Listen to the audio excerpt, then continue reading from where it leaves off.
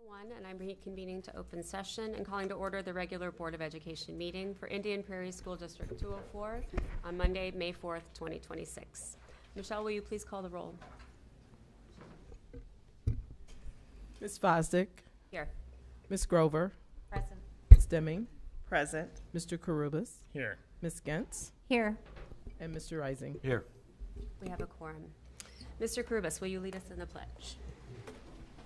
I pledge allegiance to the flag of the United States of America and to the republic for which it stands, one nation, under God, indivisible, with liberty and justice for all. The next regular board meeting will be held on Monday, May 18th, 2026. We have some board salutes. Ms. Deming, will you start us off?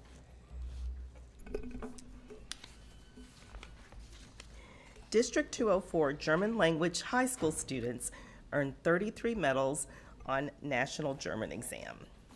The board salutes District 204 German language high school students who earned 33 medals on the National German Exam. Representing Matea Valley, Neuqua Valley, and Wabansi Valley, 78 students competed in this event sponsored by the American Association of Teachers of German. Overall, the students secured 13 gold, 5 silver, and 15 bronze medals, alongside 23 certificates of achievement. Elizabeth Riggs earned a scholarship to the Concordia Language Villages, and Oha Sashan won one of only 2 U.S. nominations to compete in the International German Olympics in Germany this July. Congratulations.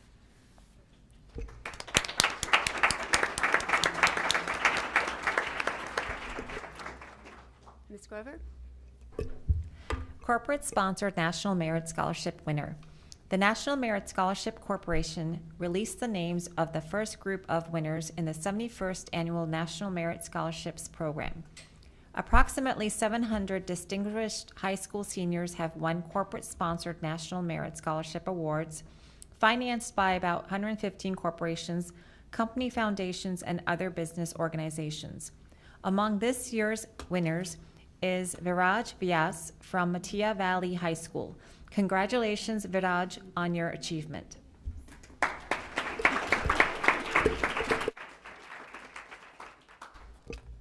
Next, we will have board members Gentz and Rising celebrate with us some of our Grow Your Own students. Absolutely. Grow Your Own Teacher Program. The board salutes the District 204 seniors and the Grow Your Own Teacher Program who have dedicated themselves to becoming the next generation of educators. The program is a cohort of over 100 high school students who participate in engaging and real-world experiences to prepare them for a potential career in education. The program is open to any high school student interested in an education-related career. Our goal is to foster a passion for education and encourage these students to return to become teachers at Indian Prairie School District 204. We would like to recognize all of our seniors in the program. To begin, we'd like those who are with us this evening to come forward to the microphone. We would love for you to state your name and the college or university you plan to attend this fall. Please remain at the front after you speak so we can conclude with a group photo.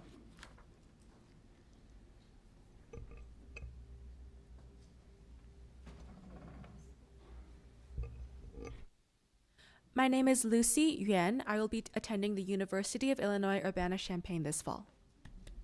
Excellent.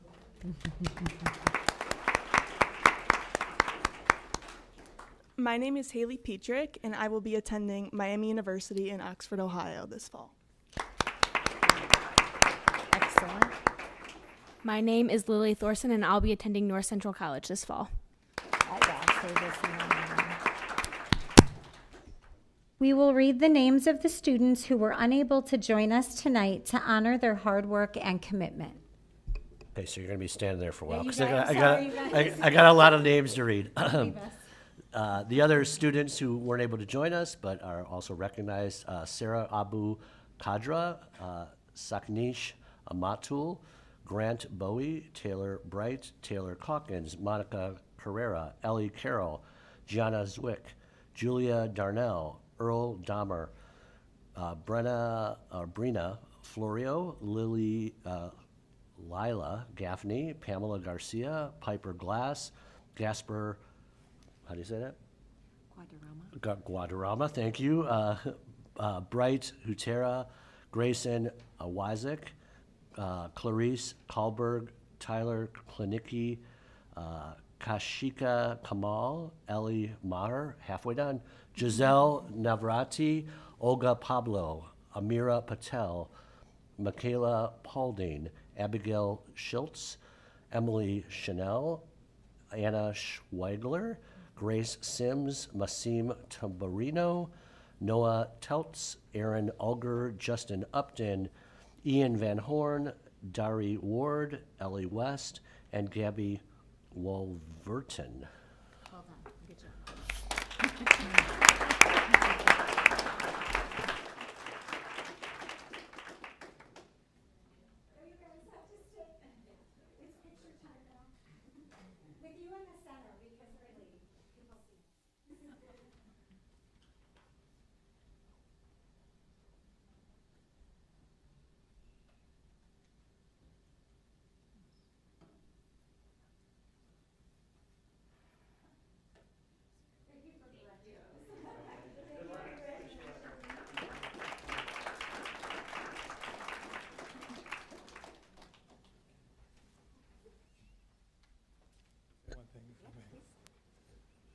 I just want to say one thing about the Grow Your Own program.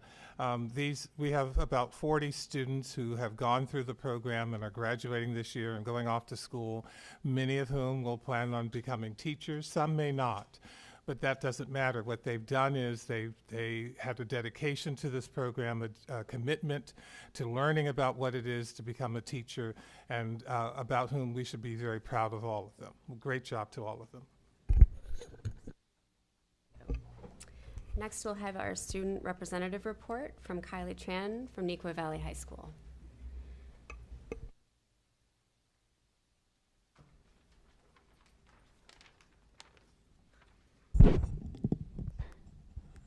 Good evening. My name is Kylie Tran, and I am proud to serve as the student representative for Neuqua Valley.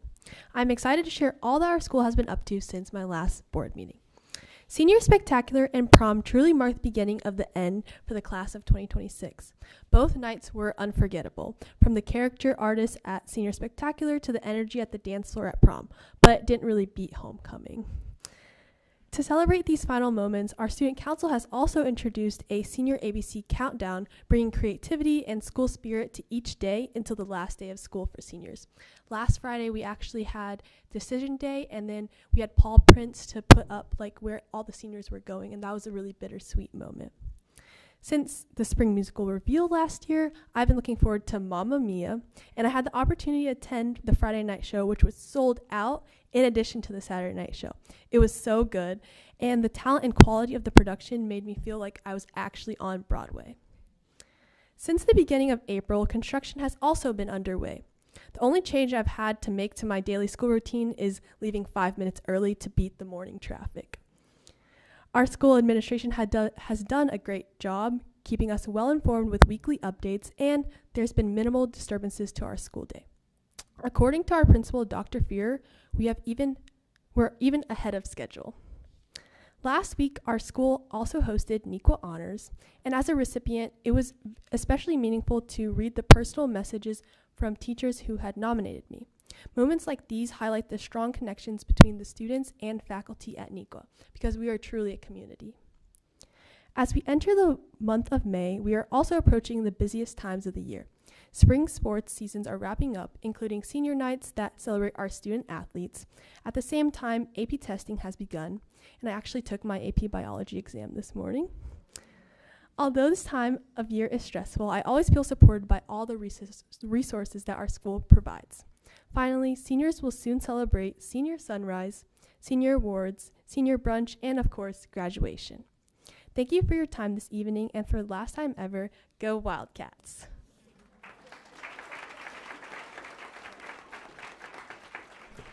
Where are you going off to school afterwards? Yeah. Where are you going? Yes. I'm going to Nova Southeastern University in Fort Lauderdale, Florida for their BSMD program. Good luck. Thank you. Thank you.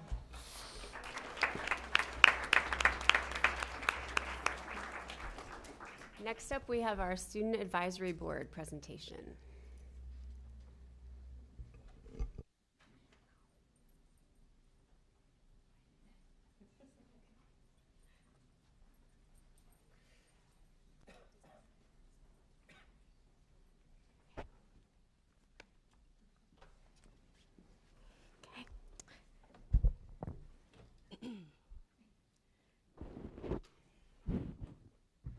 Good evening, Board of Education, Dr. Talley.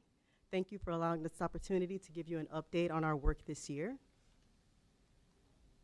The Student Advisory Board is in its 4th year, if you can believe that. And this is not working. Should I try to click this?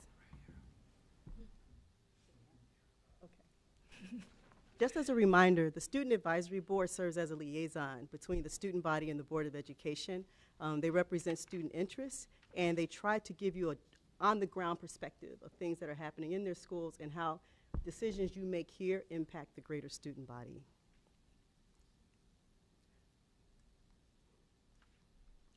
Okay, we have some transitions, and this is always a bittersweet portion for me because I have to say farewell and thank you to the senior members, and it's also a beautiful thing because we get to welcome our new members.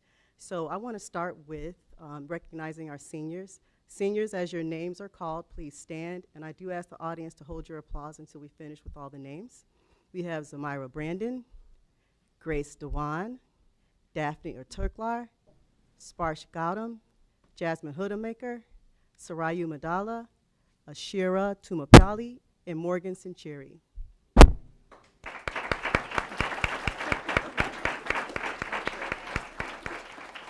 Thank you all for your service, and I do want to point out that Sarayu has actually served for 3 years as the executive officer on the board, so thank you for that.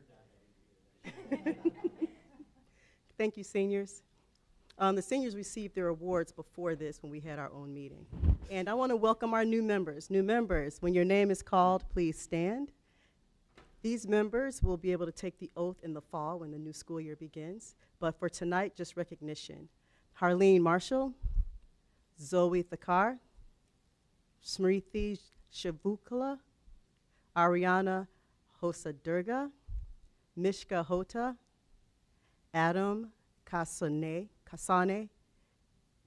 Sharithi Sarvahan, and Krish Patel. Welcome to the board.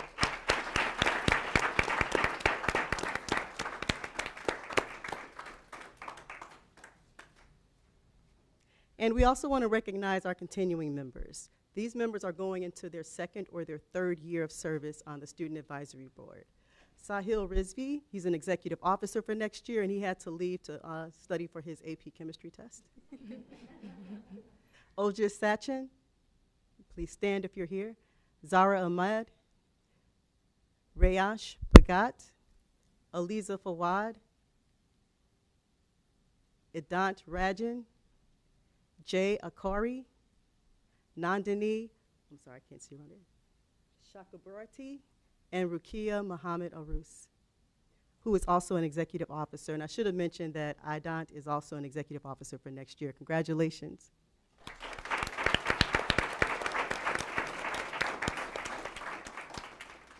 I'm now going to turn it over to our current executive officers who are going to discuss our impact. Hi, everyone. It's Sarayu. So one of the things that you've probably heard a lot about, I mean, we started this program last year, is in-depth and not. So essentially, one of the things that we started was this program because we saw a lot of issues in our school bathrooms. A lot of students that we've talked to, and I think the general consensus of the 3 Valley schools, is that the school bathrooms feel very unsafe because of particularly vaping. And for every single year that I've been on this board, we've talked about how do we reduce vaping, and I'm really happy to say that this year that finally happened. So we came up with in-depth and not last year. So because of this issue, we were researching different types of programs and different types of ways that we would be able to reduce vaping. And what we came up with was an alternative to suspensions, in-school suspensions, any type of suspensions. And essentially how that works is we have we have something called in-depth. And what in-depth is one facilitator will work with 6 to 10 students over 4 weeks.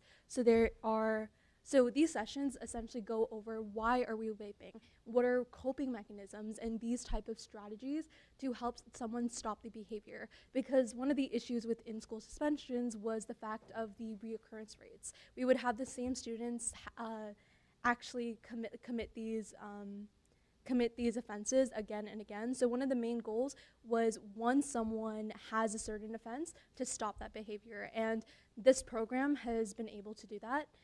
So basically what happened this year is we were able to actually get this to Waubonsee. So in Waubonsee, they implemented the program after we had a meeting with all the principals and some of you guys as well. So during this meeting, we talked about some of the logistical issues, some of the things that we need to work on, and we were able to actually implement the program last semester, and we have a little bit of the data for you of how this has decreased. So out of last year, we had 45 total tobacco and drug offenses. This year, we have 30 offenses, and 23 of those offenses, with 28 students total, were able to go through this program, and we're seeing a lot of good change that's starting with behavior. And of course, while this program continues throughout several years, throughout several semesters, we'll be able to see a greater impact. But for now, it's working very, very well. Essentially, again, as I've said before, we're looking at stopping the behavior, not just punishing a student for doing a certain activity. So that's what I have for you. Personally, I'm really, really excited about this. It feels really good as a senior leaving to know that we were able to do something, so I'm really, really excited about it. I just wanted to add on about this successful program. So I go to Waubonsee Valley High School, and this year, definitely something that they've taken very seriously is bathroom passes. And we obviously know it is because of the vaping issue. And honestly, I would say it has been pretty successful. They're very strict on the people that can go, and their goal is not to just prevent people from going to the bathroom. It is just to create a safer environment to see who's going to the bathroom and maybe suspecting on who might be vaping in the bathroom, not to just penalize them and like kick them out of the school or anything, but to really focus on the students who do need the direct support.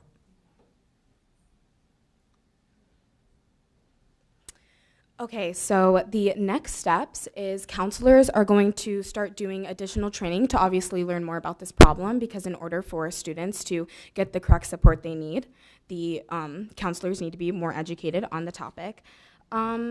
So obviously there has been a lot of good outcomes with this situation. The counselors also reported that most students are surprised at how many chemicals are in vapes. Majority of students that are vaping obviously cannot name one chemical that is in their body, obviously, especially in that vape. And also majority of the students can say that they vape because other kids are vaping around them, and it's just straight from peer pressure, or they just don't want to be left out.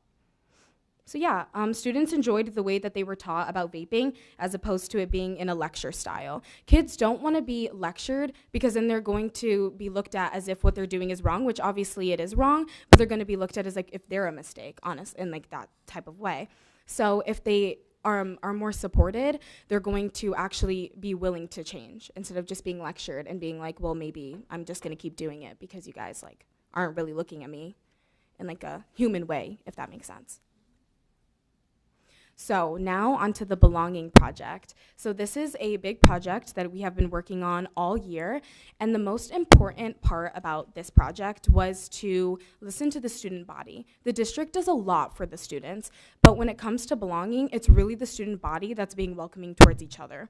So how we really figured this out was during board meetings, we would have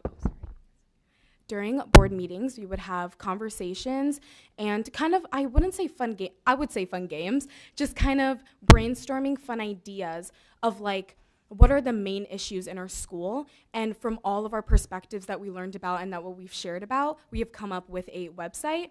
And we started just focusing on how maybe in order for kids to get closer together, we should talk about clubs, because in order for kids to learn about each other and learn to get with one another, clubs are a very amazing way to do that. Yes, so with that, we decided to make a belongingness app, and we did this because we realized that each school had their own designated activities website, but we realized that doesn't really give students a really depth and and vision of what they could be doing in those clubs. It kind of just talks about the overall description, but it doesn't talk about how I guess they will be able to be in that club and like how competitive that club is, or if they would necessarily fit. So this app is a survey that students will take, and it matches them based on their answers to a club or activity based on their interest. And the questions are something like, do you want to do something more competitive? Are you interested in leadership opportunities? Stuff like that. And based on their answers, they'll get a percentage of which clubs they're most likely to be enjoy doing.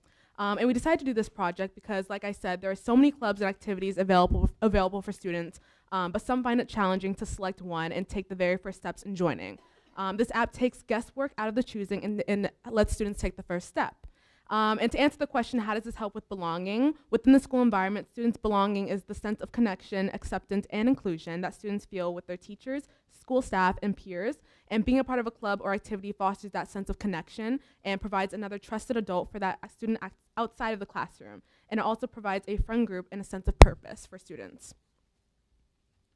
And moving on with the status of the app right now. So one of the officers for Student Advisory Board, who's here, his name is Adant. He's really been like the whole brains of this activity because he has this. He's been doing so much for this. He created a prototype of the app, and he actually presented it to the board, and it basically kind of shows like the overall gist of it and how students will connect their interests to the app. And he went ahead and took the initiative of going to our IT department and also meeting with the activities director and kind of got approval from them to set this up. And he said earlier today that it should be up and running by the beginning of the next school year. But yeah, so he's been really doing that, and so far it looks really good from what I've seen. But yeah, so far, hopefully next year we'll have this app, but it's looking pretty good. And we also said in the board that each school will have their designated activity, keep updating with each board member. But the only issue right now is the longevity of it, because once Adant graduates, we still need someone who can run and update the app. So that's our only issue right now as far as that, but so far it looks so good.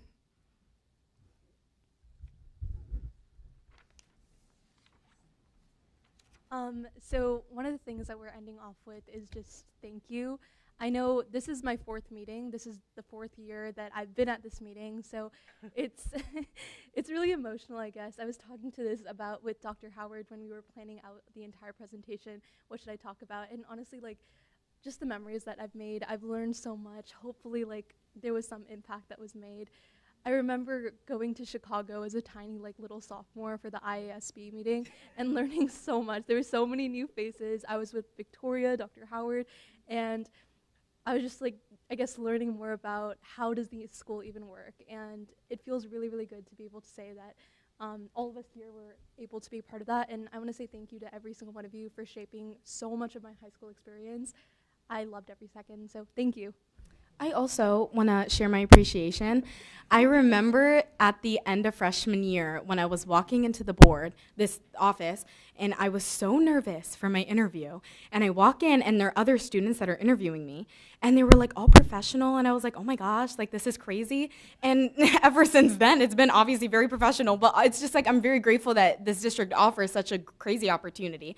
And I'm just looking back at my baby self freshman year, and I'm she just walked into that little office, and she I don't even think I was wearing the right clothes. I think I had a messy bun on. I had a messy bun, and I had leggings. It was just, and I learned a lot. I learned a lot from that year, but I'm just really grateful that the district offers such an amazing opportunity for us students. I'll also share my gratitude. Kind of similar to Jasmine, when I first came to my first board meeting as a new inductee, I was very intimidated just sitting in front of you all. But I kind of realized just working with everyone and with the board, I think it's not really necessarily something to be intimidated by. We're all having our voice to speak up into front of people who are very influential in our district. And I'm so glad and grateful to have this opportunity to be in front of you all and speak out about students.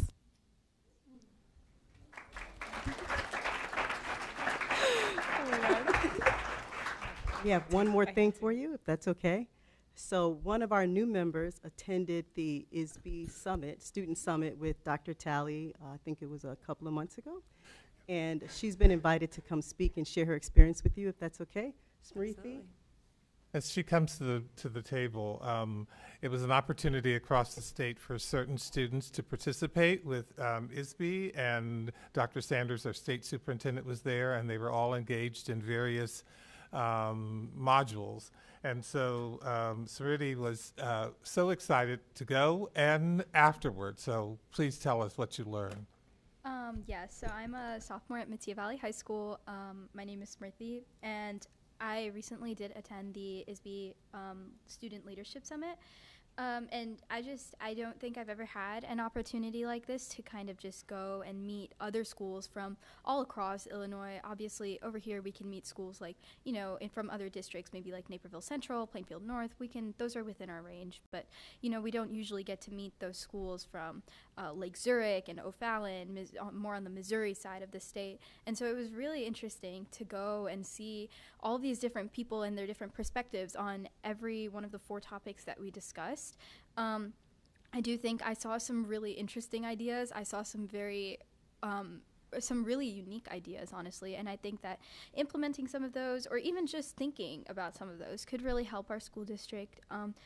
We talked about 4 main topics, and out of those, 3 of those topics I believe that District 204 in general does a phenomenal job with, just based off of everything I heard from the summit. And then one of those I do feel is kind of an issue throughout all of the state of Illinois, just in general, and I will go more in depth on that later. But the first topic that we had a talk about was college and career readiness. I do think that college and career readiness as a whole, we do a really good job with it. We offer so many different programs. We offer engineering and technology.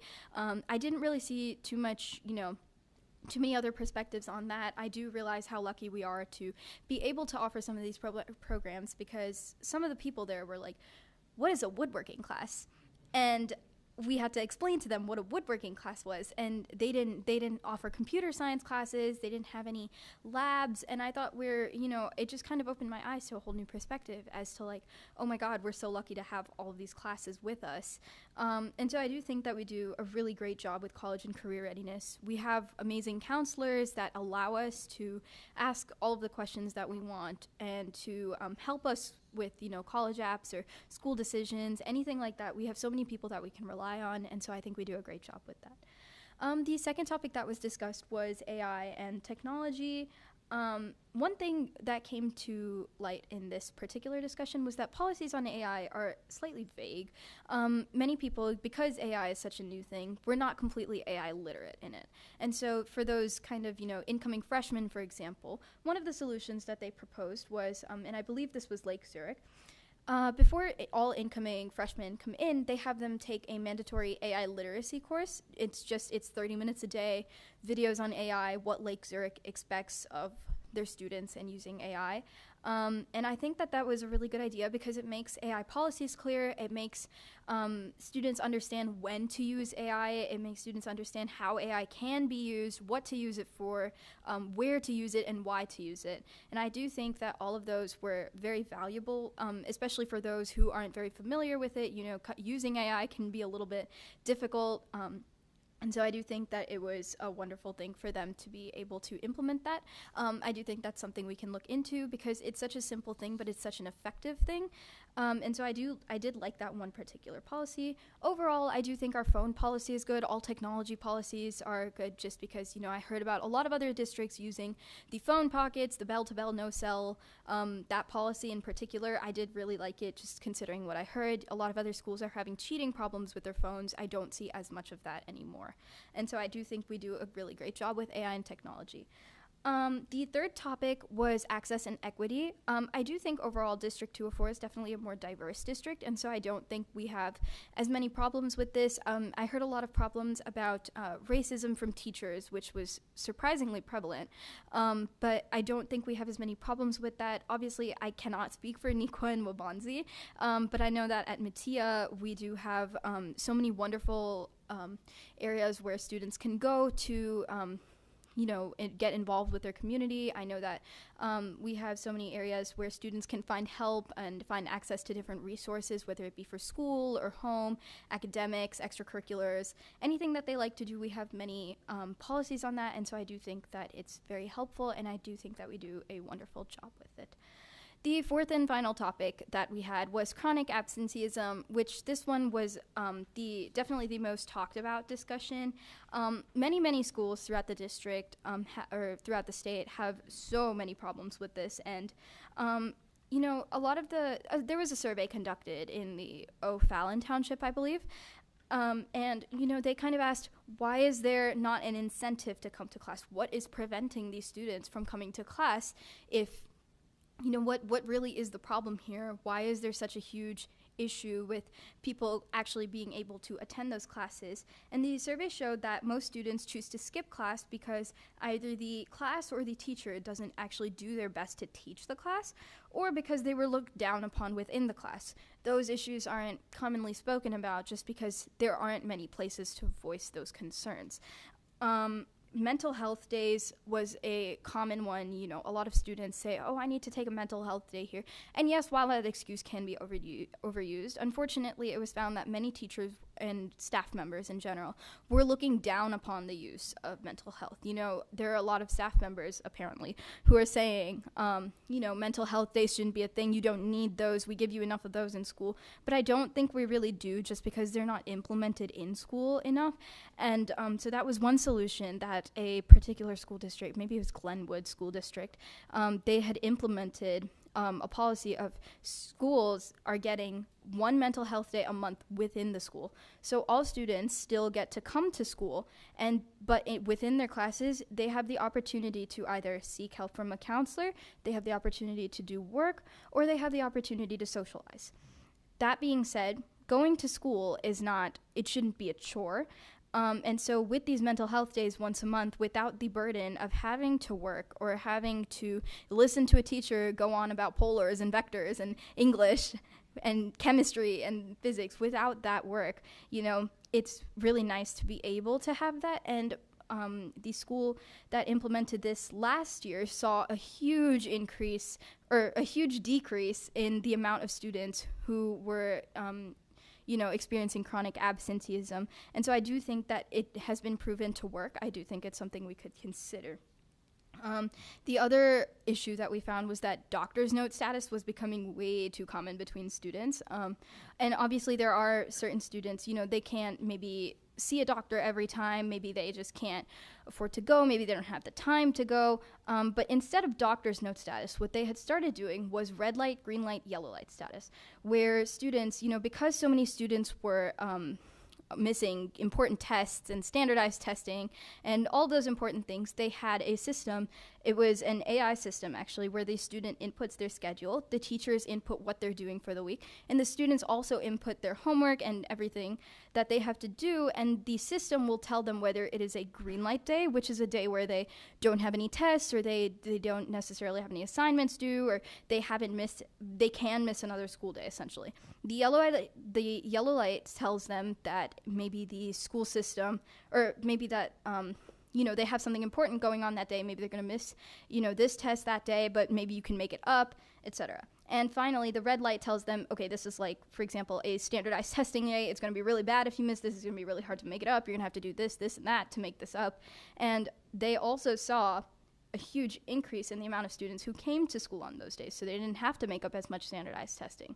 So I do think chronic absenteeism in particular is an issue that is super hard to deal with, just because every student has their own thought process. Every student has different expectations at home about school and attendance and, you know, mental health days and all these different types of things. But I do think implementing one consistent policy throughout the entire district for every student, so that they understand what the problem with their absence is going to be, will be extremely helpful for just the entire student population in general.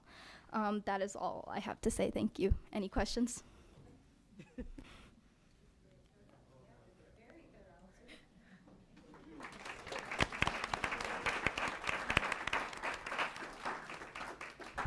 Thank you, Dr. Howard, and your student board representatives here, your executive officers.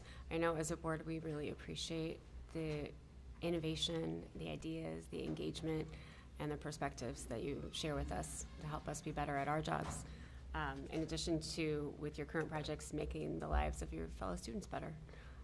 So thank you for that.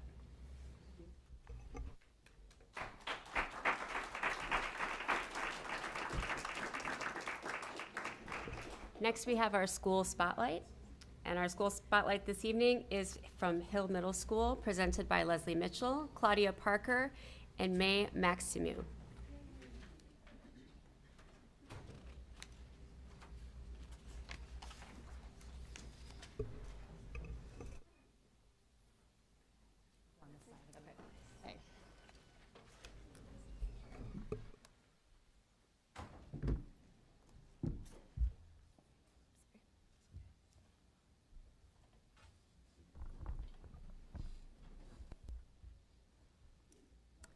Good evening. I'm Leslie Mitchell, principal of Hill Middle School, and this is Claudia Parker and Amy Maximu.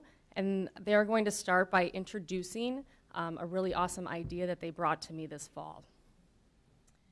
So over the summer, I had taken a class called School of Character. And initially when I took the class, it was just a class. But by the end of the class, our final project was to go through these 11 principles of becoming a school of character. And after doing my final project where you spelled out what you're doing in your school to meet each of the criteria in those principles, I kind of thought, well, doesn't everybody already do this? Because I've been at Hill for 27 years and it's kind of our Hill way. So I approached Claudia in the fall and said, hey, I got a crazy idea, but you can apply to be a school of character. Would you like to do this with me? And she, of course, is always supportive of me. So we walked into Leslie's office, and I don't even think we got the whole conversation out. She's like, we're in, we're doing it. And so we began our journey in like October, maybe, September? Barely. Yeah. It was early in the year. So there were about three parts, but long parts to this process. So the application, in having to kind of detail Hill Middle School's progress towards this comprehensive framework of 11 principles was a lot of work. So we had to kind of draw upon lots of staff members to get this work done, and then we were able to submit the application in, I believe it was November. And then we found out that we passed the expert reader approval stage, so we were really excited about that. It's a rigorous expert reader phase, and they provided us with a lot of feedback, and that led us to the next step, which is the site visit. So we did a very long, like 3 to 4 hour Zoom visit with the readers and the staff at the program. So we had parents interviewed, we had students interviewed, community members, and of course staff and administration. And so then we just kind of had to wait for the results to see if we became a school of character. So they follow this very elaborate rubric, and your goal is to get 3.3, and we got a 2.8. But we had a lot of strengths. What I really appreciated was the feedback on where we can improve, because following our CPR values in our school, resilience, we are going to bounce back, and we're going to build upon that. But overall, our strengths that they really honed in on are our CPR, community purpose, resilience values, and the fact that we don't just tell the kids in the beginning of the year and then at the end of the year we remind them. It's throughout our entire day, every day. We are constantly reminding them of the values and what it means to be a community and what it means to be resilient and what's your purpose at school and how to just be a good person and why is that important. In the interviews with the parents and the students, I loved reading the feedback. She gave specific quotes that the students felt they could go to any adult. They have a trusted adult in the building, which makes us feel great. They love that they see us outside of the classroom. We're at their concerts, we're at their musicals, and you know, they feel like we care about them, which means a lot because it's more about just what you're learning in the classroom in a textbook. It's about how you're feeling when you leave. So that meant a lot to us, and you know, that's a huge strength that I think would be great. We have a lot of leadership opportunities for our kids, how we connect with the community. All of our clubs and our Builders Club, they do a great job of the community service piece, so they were really excited about that. But it was really about, like I said, it's almost like, well, we do this all the time. You know, isn't this normal? But after going through what some of the rubrics they've, mentioned in my class, it's not normal. So it was kind of nice to be validated that we're on the right path. So some of the things that they wanted us to work on is really just a shift in thinking. So our kids are very motivated to work for things, and with the School of Character, they want kids to move beyond that. They want them to just be good kids, to be good people and good human beings, not because they're working towards a reward. So we're looking at that shift will be one of the things that we work on as we continue in this process. And then our CPR, our building really rallied around the CPR, community purpose and resilience. But one of the things that they pointed out, it's kind of like a little play on words, they wanted to see, well, how are you teaching community? What virtues are you looking at? So they felt that the shift should be to look at intellectual curiosity, look at that moral empathy, and how are you getting to community? They looked at those as outcomes rather than what she would rally around. So we have a great foundation for that with community purpose and resilience. But as they were looking at, they're like, well, resilience is one of the things we want to see in students, but how are you directly teaching how kids form and rally, become a community? How do you teach purpose? And we do that every day. We just need to spend a little more time and pinpoint and see, well, we do this, now let's get it in writing. Let's really showcase what we do. So we're not done. We are going to reapply next year, so hopefully we'll be sitting here again and sharing that we are a National School of Character. But we have some steps. So we're going to be updating our SIP plan. We have very specific things that they have given us feedback on, and we're going to incorporate that with measurable school-wide character goals that align with those 11 principles within our SIP plan.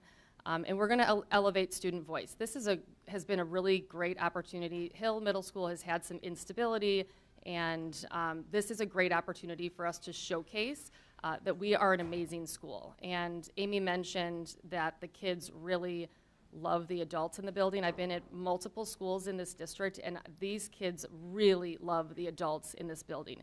In fact, I have a 17-year-old daughter who came to visit me at school, and she said, it's so weird how these kids just love you guys so much.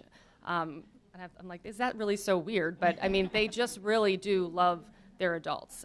So our next step is to elevate the student voice and make sure that they are part of a leadership group. So we will be implementing that next year. And then our final step, we will be reapplying. And hopefully we will be a National School of Character. Yep. Thank you.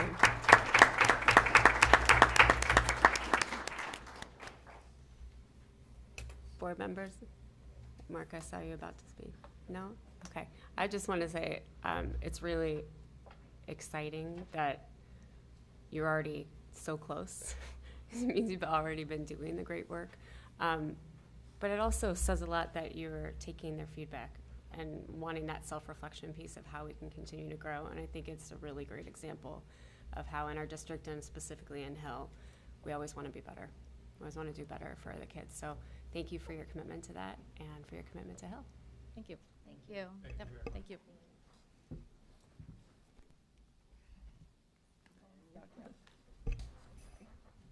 All right.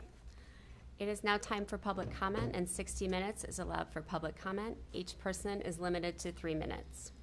When addressing the board, we ask that you respect the confidentiality and safety of our students and school district personnel. We also ask that those addressing the board be cognizant that this is an open meeting and available to all age groups, and as such, ask that you consider who the audience members are this evening and keep comments age appropriate. Public comment represents the voice and opinion of the speaker. There will be no feedback from the board members during the meeting, but a follow-up will be provided by an administrator as appropriate. Although this is not required, it is helpful for the board to know whether the comments and concerns we hear are being raised by residents. So we ask that you state if you live in the district and if you currently have children in our schools. We have 9 public speakers this evening, and the first public speaker is Ashley Pennick.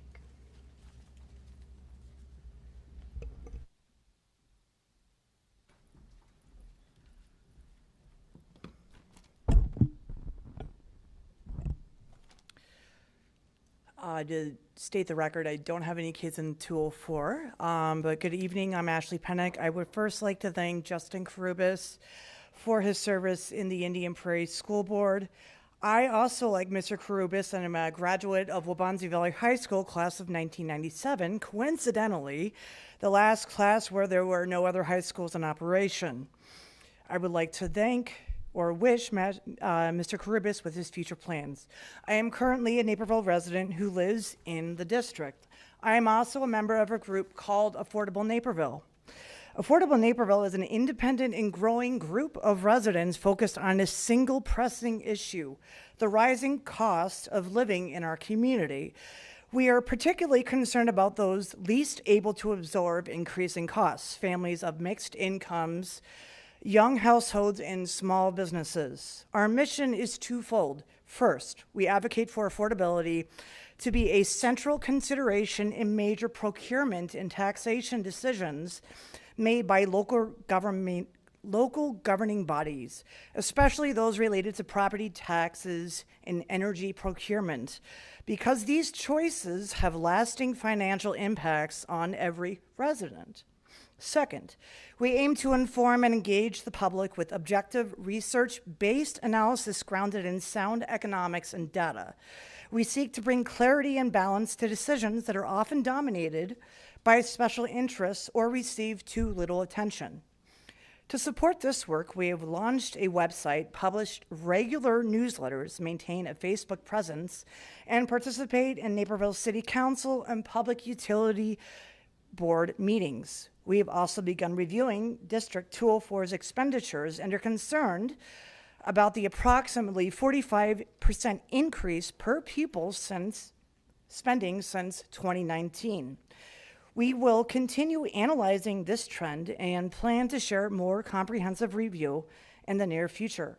Our website is affordablenaperville.com, AFFORDABLENAPERVILLE.com. Thank you so much for your time.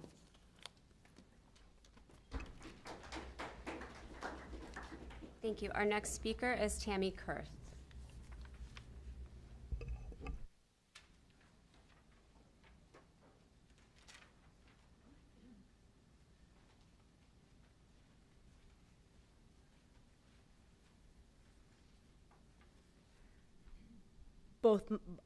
Both my kids are Waubonsie Valley graduates, and I've been a district resident since 1992.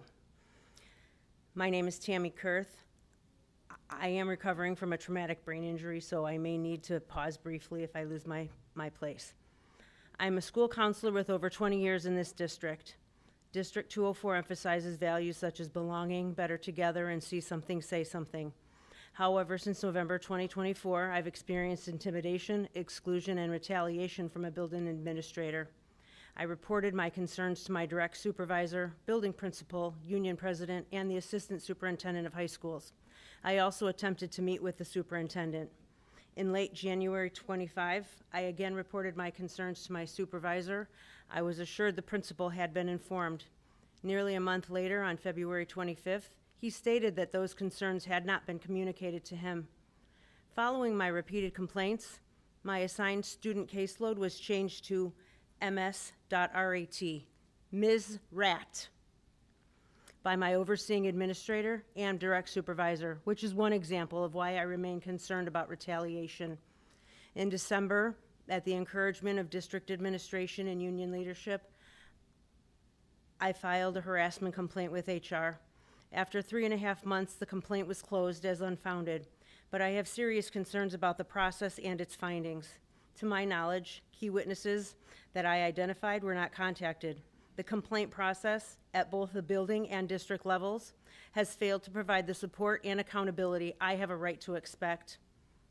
During my medical leave, my 2 direct supervisors greeted other staff members at a professional community event, but did not acknowledge me. After more than a year without contact from them, either of them, this reinforced my concern that the same pattern of exclusion remains unresolved. My experience does not align with the Board of Education's policy that, quote, the workplace is expected to be respectful and free from unlawful discrimination, including harassment, end quote. I requested a transfer to another building because of continued concerns about my work environment. In December, the high school superintendent verbally assured me that the transfer would be granted. My request was denied in March, despite the availability of 2 counseling positions for the following school year. Instead of addressing the administrator's repeated patterns, the response has been to focus on me rather than the issue at hand. The district has left me assigned to the same environment I reported with the same unresolved conditions.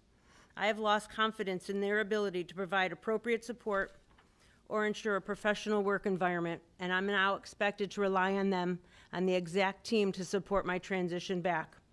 It is deeply concerning that after repeatedly raising issues, I am now left to bring them directly to the board because they remain unresolved and continue on unchecked. They were raised with my direct supervisor, building principal, Ms. Fosdick, the speaker's time has ended. assistant superintendent of high schools, CHRO, and union leadership. My concerns are not isolated. They reflect issues raised over time by staff in the same building regarding similar conduct by the same administrator.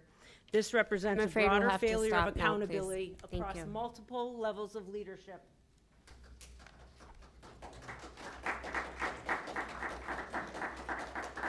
Our next speaker is Tara Bell.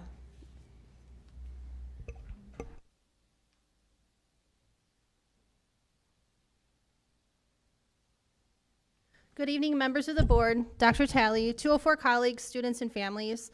My name is Tara Bell, and I've worked in Indian Prairie for the past decade. I do not live in the district, and I do not have any enrolled children. I currently support grants here at the district office. I've never registered for 204 public comment before, but felt compelled to do so tonight because I wanted to talk about the impact Dr. Talley's leadership has had on my practice as an Indian Prairie educator. Prior to working here, I worked for the state where I traveled throughout Illinois, observing programs and meeting superintendents. In all that time, I never met a superintendent like Dr. Talley. Dr. Talley is the mental health superintendent, but I would argue that his superintendency has been nothing short of a masterclass in addressing unmet needs through entrepreneurial leadership. As someone who worked in Title I and turnaround schools, I can state with certitude that leadership matters. Dr. Talley's superintendency is an exemplar case study in entrepreneurial leadership and how competitive grant funding can be leveraged to operationalize equity and innovation. While many educational leaders often focus on constraints, we can't do this because we only have Y, or let's revisit that next year, Dr. Talley consistently focuses on possibilities and what we can do now. His trademark brainstorming phrase, "what if," and I'm making this up, has become the starting point for millions of dollars in competitive grant funding for our district. As Dr. Talley knows well, the ability to get competitive grants over the finish line requires skill, frequent pivots, and late-night edits. Having the superintendent fully engaged in this process, I'm convinced, is the difference maker between districts that talk about getting grants and districts like us that actually win them. Dr. Talley's drive to eliminate barriers and address unmet needs led to the creation of what I believe is the hallmark of his superintendency, a construct in the business world known as a Project Management Office, or PMO. Dr. Talley's PMO consists of an impressive portfolio of 10 grant-funded projects totaling $5,927,419 in competitive funds, not formula grants like Title or IDA. Interestingly, it also includes a franchise, as the CARES after-school mental health program has since been replicated in 20 other school districts, bringing in an additional $4.6 million in grant funding for youth mental health in Illinois. A $10.5 million PMO in K-12 education is rare, and the fact that it literally functions as a profit center, paying for itself and offsetting any ancillary expenses through indirect funds is exceptionally rare. My 3 colleagues and I are proud to share with the board and community tonight, and 5 colleagues at the board meeting next in 2 weeks, the impact of these 10 projects, including total dollars received, number of lives impacted, and their catchy names, most of which Dr. Talley invented and Lisa Berry's team elevated with professional branding. Leadership matters. Please join us as we express gratitude to Dr. Talley for his. Thank you.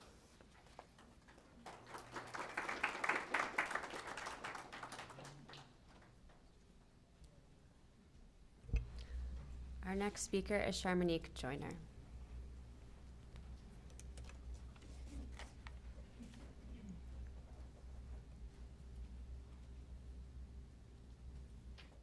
Good evening, board members, Dr. Talley, 204 colleagues, students, and families. My name is Charmonique Joyner, and I've worked in Indian Prairie for 21 years. I do not live in the district, and my children do not attend the district. I currently work at the CEC as the literacy coordinator. I have never registered for 204 public comment before, but felt compelled to do so tonight because I wanted to talk about the impact Dr. Talley's leadership has had on my practice as an Indian Prairie educator. I am proud to join my colleagues tonight to shine a light on Dr. Talley's service to others to share Dr. Talley's impact on students and families in a project I led called Starbucks. Starbucks is a grant-funded cafe-inspired before-school club I created with the support of Dr. Talley to address unmet needs in our Title I buildings. This club utilized literature authored by diverse individuals paired with hands-on activities to engage elementary students. Without a single local dollar, 23 students across grades 1 through 5 at Longwood Elementary benefited from the initial pilot last year.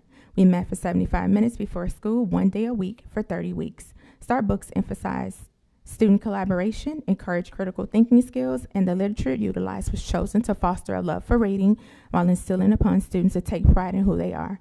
Since this was a cafe-inspired club, tablecloths and flowers were used to enhance the classroom space. To make things fun, students and myself wore personalized barista aprons.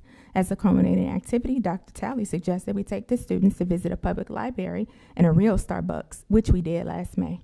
Dr. Talley's impact was evident early as he quickly became a beloved guest barista.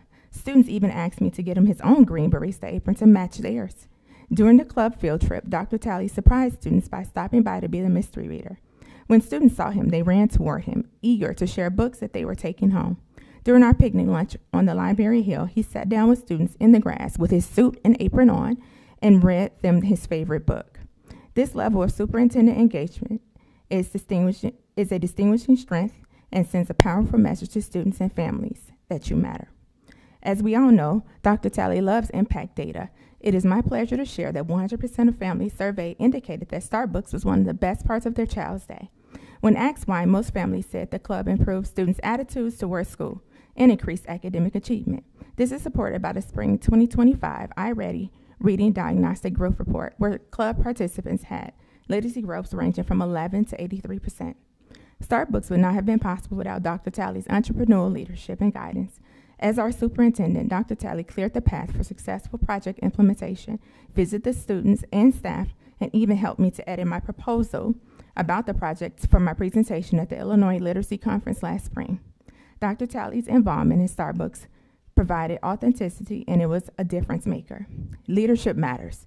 Please join me as I express gratitude to Dr. Talley for his. Thank you.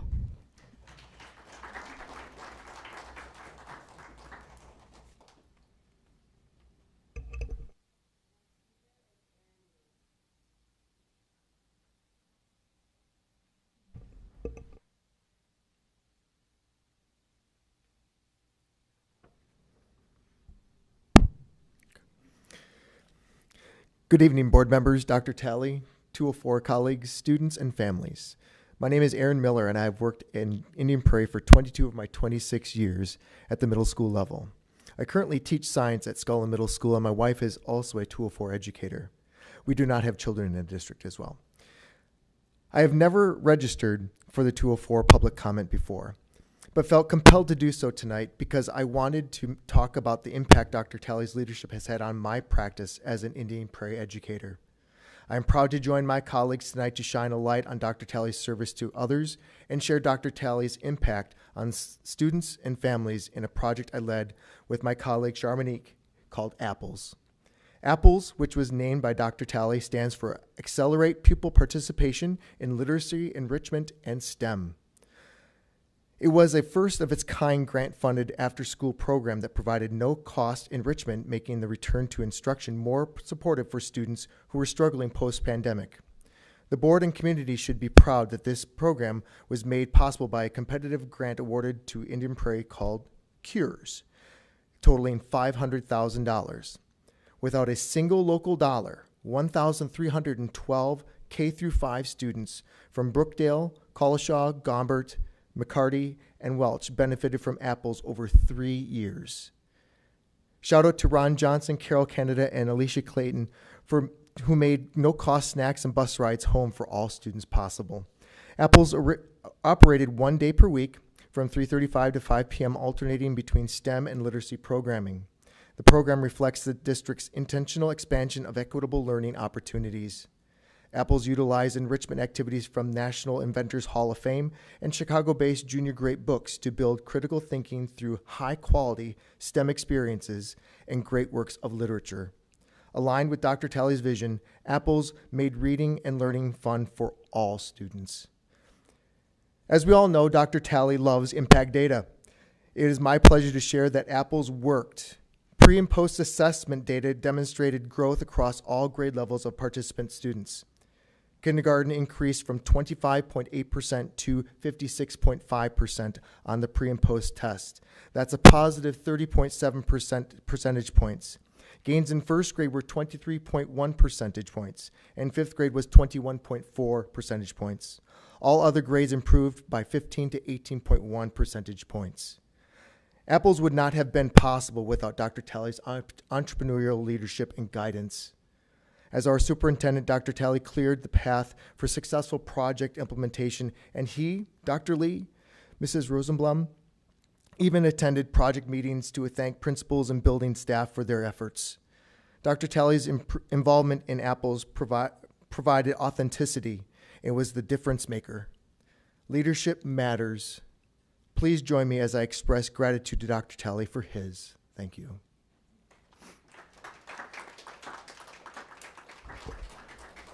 Our next speaker is Elizabeth Kaleda.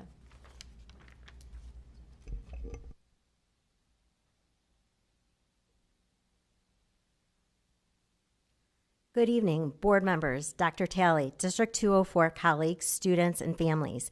My name is Liz Coletta, and I have had the privilege of serving in Indian Prairie for 29 years. I currently teach science at Still Middle School and have previously worked here at the CEC and the STEM school. I do not live in the district or have students attending district schools. I have never signed up for public comment before, but I felt compelled to do so tonight. I am proud to join my colleagues in recognizing Dr. Talley's service to others and to share his impact on students and families through a project I led this past summer called Self Summer Camp. SELF, a name given by Dr. Talley, stands for STEM Enrichment Learning and Film. It was a first of its kind, grant-funded, 3-week, full-day summer program offered at no cost to families.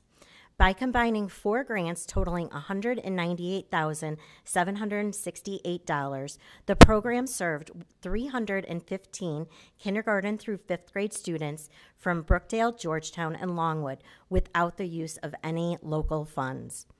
Held Monday through Thursday at Hill Middle School, students engaged in hands-on STEM learning through Camp Invention, explored fine arts and filmmaking with the Aurora nonprofit Frame, and built social-emotional skills alongside mentors from African American Men of Unity.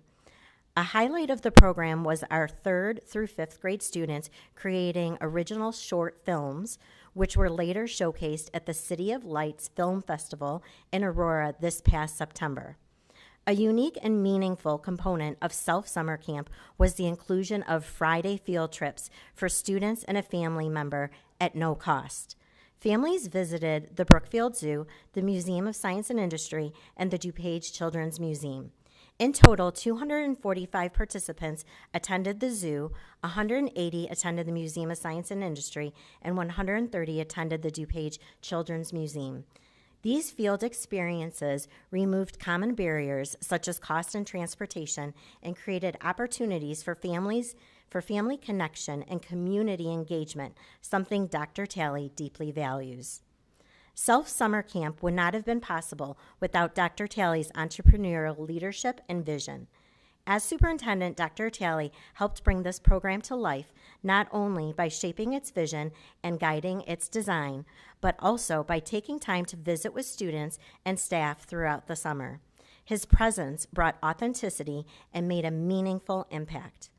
I would also like to recognize Laura Rosenblum for her consistent support and daily visits, the principals of Brookdale, Georgetown, and Longwood for their partnership and support of students and families, and Ron Johnson and Alicia Clayton for securing no-cost transportation for families. This work reflects the power of strong leadership and collaboration. Leadership matters. Please join me in expressing gratitude to Dr. Talley for his leadership and support. Thank you.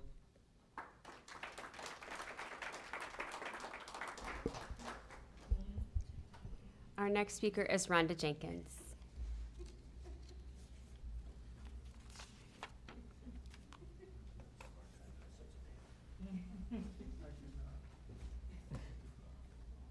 Good evening. My name is Rhonda Jenkins. I'm the LMC director at Kendall Elementary School, and I want to tell you about a very exciting program that we had in the beginning of February 2nd to the 13th. It was run by a company called Books Are Fun. It was called a Book Blast, and like I said, it lasted 2 weeks. On the first day, children went home with a treasure map, and the goal of the family was to invite 10 people so that they could help us reach our goal of books in the hands of children's home libraries. So, as it turned out, after the 2 weeks, we donated anyway, $3.30 less than $30,000 for books for my school, for my children, and every cent of that went to the children's books. Participation or not, every child went home with a book. Some with as many as 10. They also gave to us, because of the goal that we reached and surpassed, 59% of our population participated. 10 books were given to every teacher, 70 books to the library, plus $2,000 for me to spend for books in the library. It was just an amazing program. 2 teachers won $200 bonuses at their store. 12 got $100 bonuses. There were gifts, what I'm wearing on my shoulder, the shoulder turtle, and there was also a bouncy ball for the kids that just sent in the 10 names. So we had 362 of these packages that were gifts, no cost to the school at all for this program. Every cent, like I said, went to books. And on our book delivery day, 2,181 books arrived, organized perfectly by this company. It was just an awesome experience. The kids were so excited. They wore these turtles on their shoulders all the time. The teachers put them as mascots in their classroom. It was just epic. One of the things that they also had were 3 other participation gifts. One was a treasure chest with actual $15 in 3 of them, and then one final epic one that had backpacks and blankets and all kinds of things, and then one student won that. The company was so impressed with my energy, which, I got a little bit of that, that I was in Texas, and I gave a presentation at the Texas Library Association, and they were vendors there, so they asked me if they could sponsor me. They paid for my flight. They also gave me $2,000 more to spend on books as I stood at their vendor location to help encourage other librarians there to get on board, because this was an amazing program that I would love to be able to do next year, but I won't be able to. So anyway, that's all I wanted to share, because it was an outstanding program. It was endorsed by the Illinois Principal Association, so that's what encouraged me to also take a part. And the children were funny because they said, oh, it's a scam. It's got to be a scam. It's like, it's not a scam. First off, I'm Miss Jenkins. Do you think I would be scamming you? Okay, not going to happen. So anyway, thank you for your time.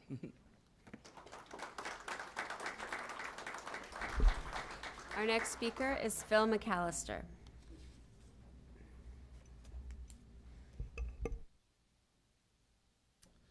Hey everybody, thanks for letting me come talk to you tonight. You guys should all have a report that I emailed you guys Friday about the curriculum for social studies. Just to be very clear, I don't have any sort of axe to grind here. I'm not just some angry dad. That report was carefully cited, researched. The whole goal there is to outline the Illinois state standards for curriculum and to show how this curriculum simply doesn't meet them, okay? So I'm not trying to, get anybody angry or anything like that, but state standard, pulled directly from it, gather relevant information from multiple sources representing a wide range of views, construct arguments and counterclaims using evidence to help talk about these issues, right? That's what the state says we need to do in social studies. Well, I got a chance to review the curriculum, and, just time and time again over multiple topics, it shows sort of one ideological bent that happens to kind of be consistent throughout. It's sort of like this oppressor versus oppressed mentality, kind of always painting all of history in this negative light where there was all these bad things that were happening. A couple of the more egregious examples, they talk about an income gap, Asian Americans and white Americans earning a lot more than, Hispanic or black Americans. While that is technically true from a data standpoint, what's also true is that Nigerian Americans with black skin out-earn white Americans. Now, wouldn't that be a really cool thing for the kids to be able to talk about and have a really good, robust conversation about, hey, here's what's going on in our country, and here's some interesting facts that balance that out, right? Another one in the gender wage gap. Talks about 82 cents on the dollar being the gender wage gap. Well, that one was actually debunked by a female Harvard economist who showed that all of that wage gap had nothing to do with discrimination, but just choices that females were making on the type of jobs that they wanted to pursue. So again, it'd be great to just be able to have that conversation and maybe show that this is a great place to live, and women get to choose where they work, and people can earn great money when they come here. And it's not always about sort of this oppressed mentality, right? I'm not saying that should be all that's taught, but that's how we would balance this and meet the state standard a little bit better. Another one talks about, Western countries have enough money and food so that nobody needs to go hungry, yet people are going hungry around the world. Again, what's true is that in 1820, something like 80% of the global population was desperately poor, and now it's like 10 to 20%. And even since 1990, about 1 billion people have been lifted out of poverty by China and India taking on sort of a free market, more capitalist approach to their global trade. If that were mentioned in the curriculum, that would be a really great way to kind of, again, understand, well, what's the driving factor that's actually creating prosperity? And, rather than being some sort of major problem that needs to be corrected by, government policy or that people are being evil. So that's my goal for this whole thing. There's a lot more examples that I'd love to talk to you guys about if I have time. I'm probably running pretty close to my time here. Just want you to know where I'm coming from. I think we can do better. We could be really great educators that actually meet this standard well, challenge kids to actually see all the sides, but this curriculum just simply doesn't do it. So if any of you would love to grab a coffee or I'd buy you breakfast, talk about it more, anything like that, I can find a champion in one of you guys to help push this a little bit. I'd love to sort of make that happen and make a change here. So thank you all very much for your time.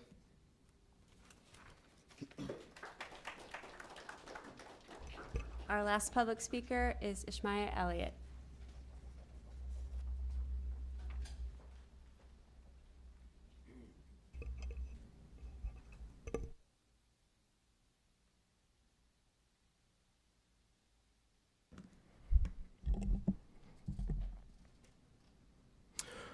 Good evening, board members. My name is Ishmael Elliott. I'm a senior from Waubonsie Valley, and today I've decided to make a public comment, specifically for my government class. There's a project, but for the last 12 years, I've been in this district from Georgetown Elementary up to Waubonsie, and I've learned many things from my experiences as being a student in all these schools. I've done football, basketball, track and field, and I've also done band from 8th to 12th grade. So I feel confident that I've gotten a proper overall look from within the district, not only as a student, but as a student athlete and a music-oriented student.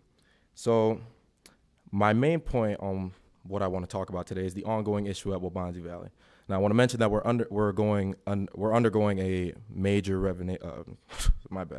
a major renovation project, which involves tearing down the existing field in our stadium and replacing it with a turf field. This would also mean that we would have to interfere with the track.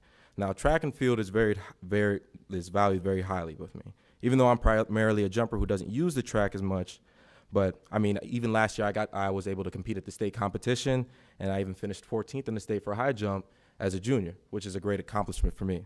So, and even while just that, I mean, it's a once in a lifetime opportunity for you to be able to reach out to recruiting coaches, to be able to highlight you as an interest. I mean, I even got my first track and field offer just from competing at the state meet. So due to construction of the stadium happening during our season, we are only able to use about 2 full weeks of our own track before construction took over. So what are we doing now? We use the parking lot and the lacrosse practice field to do our workouts. Thank goodness we have opportunities at Mattia and Neuqua to practice, but unfortunately, under the rules of the IHSA, we cannot practice on the same area as them because it counts as a scrimmage, which is against the rules. Now, as someone whose event is so technical and involves a lot of repetition and practice, these changes have impacted me drastically. It's not only me, but other jumpers who are my teammates have also felt the same changes to their performances because they get maybe 2 days out of the whole week to properly practice on our jumps if we are lucky. To reinstate my point, I want you guys to understand that, well, to mainly take into consideration when you guys discuss these type of events. Sure, things like this can be hard, but I, as a student athlete, shouldn't have to worry about my chance at competing at the top level once again, all because I usually get 1 good practice during the whole week. So mainly in conclusion, I want us to remember that our journey together is just beginning, even though mine is ending, unfortunately. But the challenges that we face are real, so are the opportunities that lie ahead. So, I mean, and I'm a pretty good high jumper. So if you want to catch me at like my next meet, I mean, I'll prove to you. But thank you, that's all.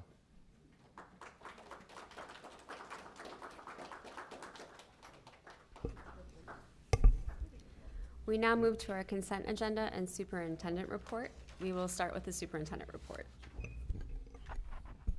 Thank you, Ms. Fosdick, members of the Board of Education, Indian Prairie community. I want to start by comments by thanking all volunteers who have given their time and energy to our students and schools over this school year. April 19th to the 25th was National Volunteer Appreciation Week, and it is important that we recognize the great work that our volunteers provide to our students and staff. At the next Board of Ed meeting, I will provide you with some specific numbers related to the hours our volunteers have given us over the year. This week is Teacher Appreciation Week. I want to say to all of our teachers how grateful we are for what they do day in and day out. The daily life of a teacher is very complex with multiple layers. Thousands of decisions are made each day a teacher works in his or her classroom. From helping students learn academically and helping our students grow and develop socially and emotionally, there are a myriad of things that teachers do each day to ensure the success of our students. I put our teachers up against any in the state and the nation. I have seen our teachers in person and I'm inspired by what they do. Thank you. National School Nurses Day is May 6. Our nurses support our students in their physical health and support their emotional health.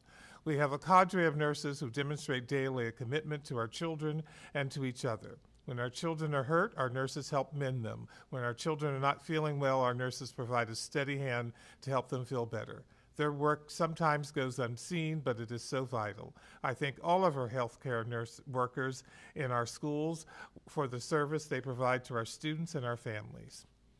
May is Asian American Pacific Islander Month. It's a time when we celebrate the contributions made by Asian Americans in our country and for the world. May is also Mental Health Awareness Month. As a district, we have continued our support for mental health through the work done in the schools and the mental health clinics we have established. I remind our families that they may now register their children for next school year. Our online registration module opened on Friday. Registering your children sooner rather than later helps us understand how many students will be in our schools next year. Those numbers directly impact our need to hire or not hire teachers. The sooner we know our numbers, the sooner we can react and respond by hiring teachers if necessary. I have learned that as of today, 10% of the families have already registered since Friday when the portal opened.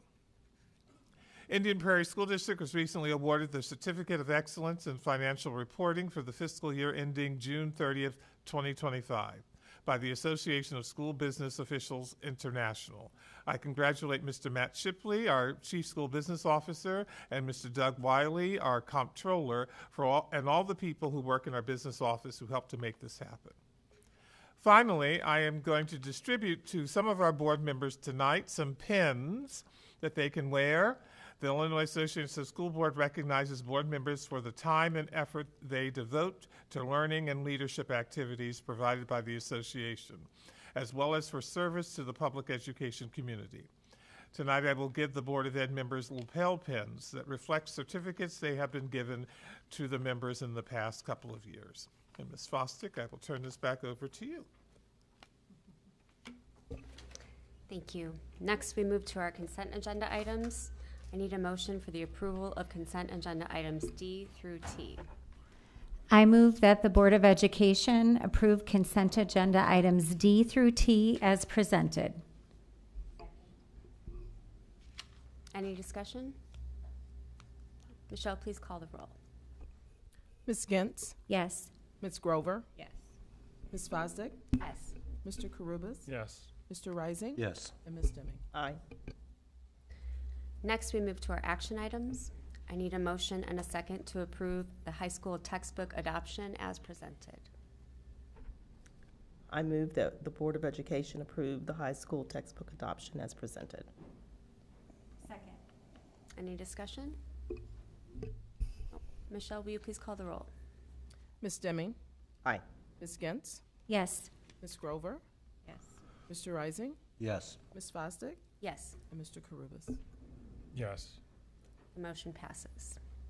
I need a motion and a second to approve the negotiated IPEA contract as presented.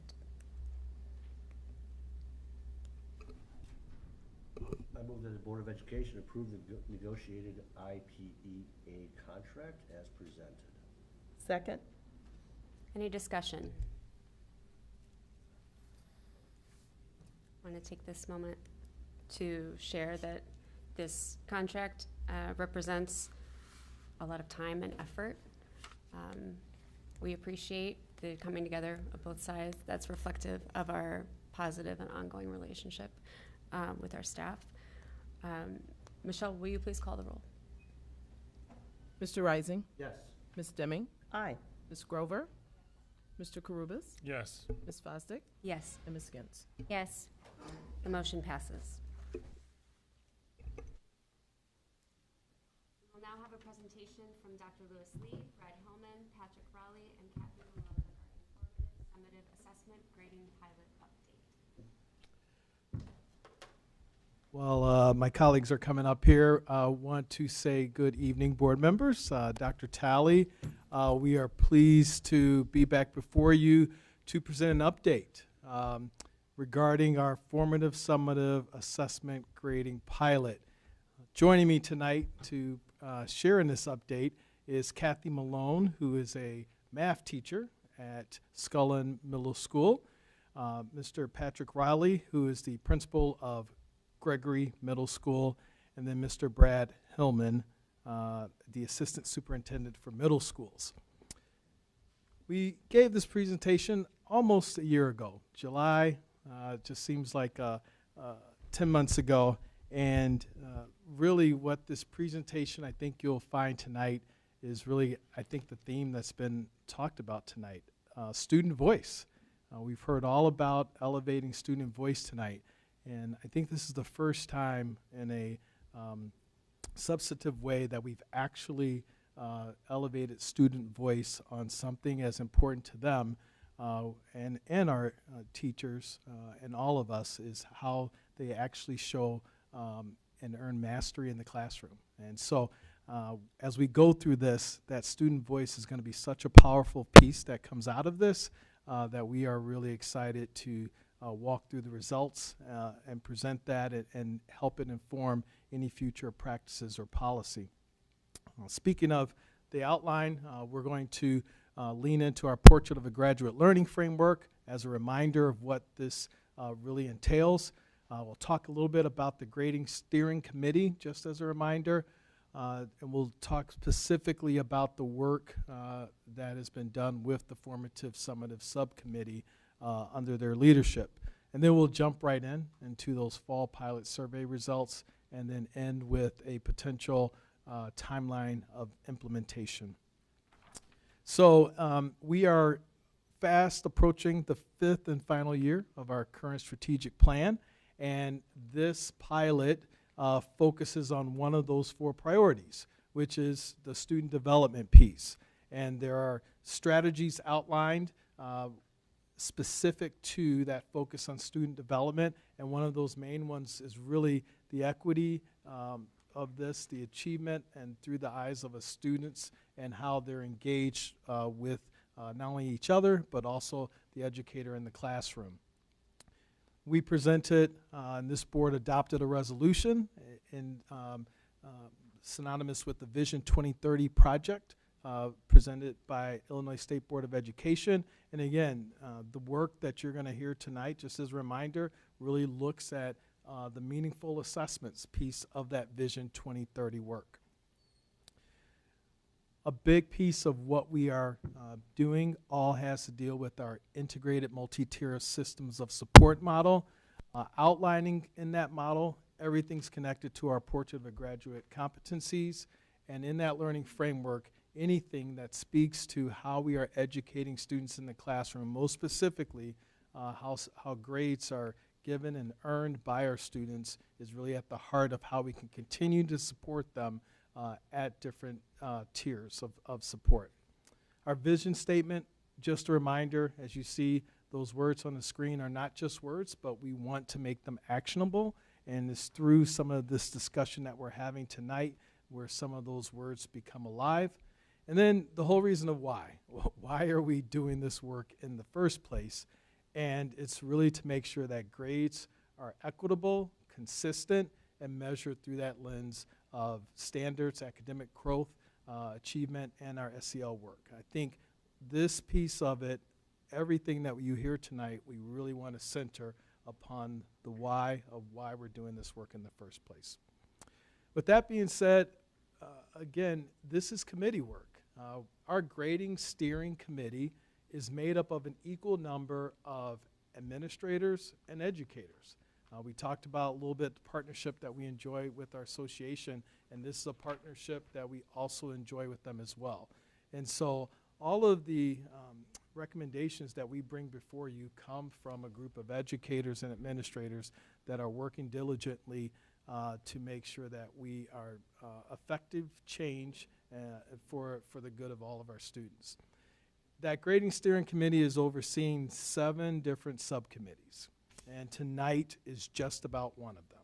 We do have work that bleeds over into the other 7 subcommittees, and all that tells us is that we're on the right path, because if they were all separate with not one thing pulling on the other, then we're doing something that's wrong. And so tonight, really just are focusing in on that formative summative subcommittee, which that subcommittee is primarily made up of educators.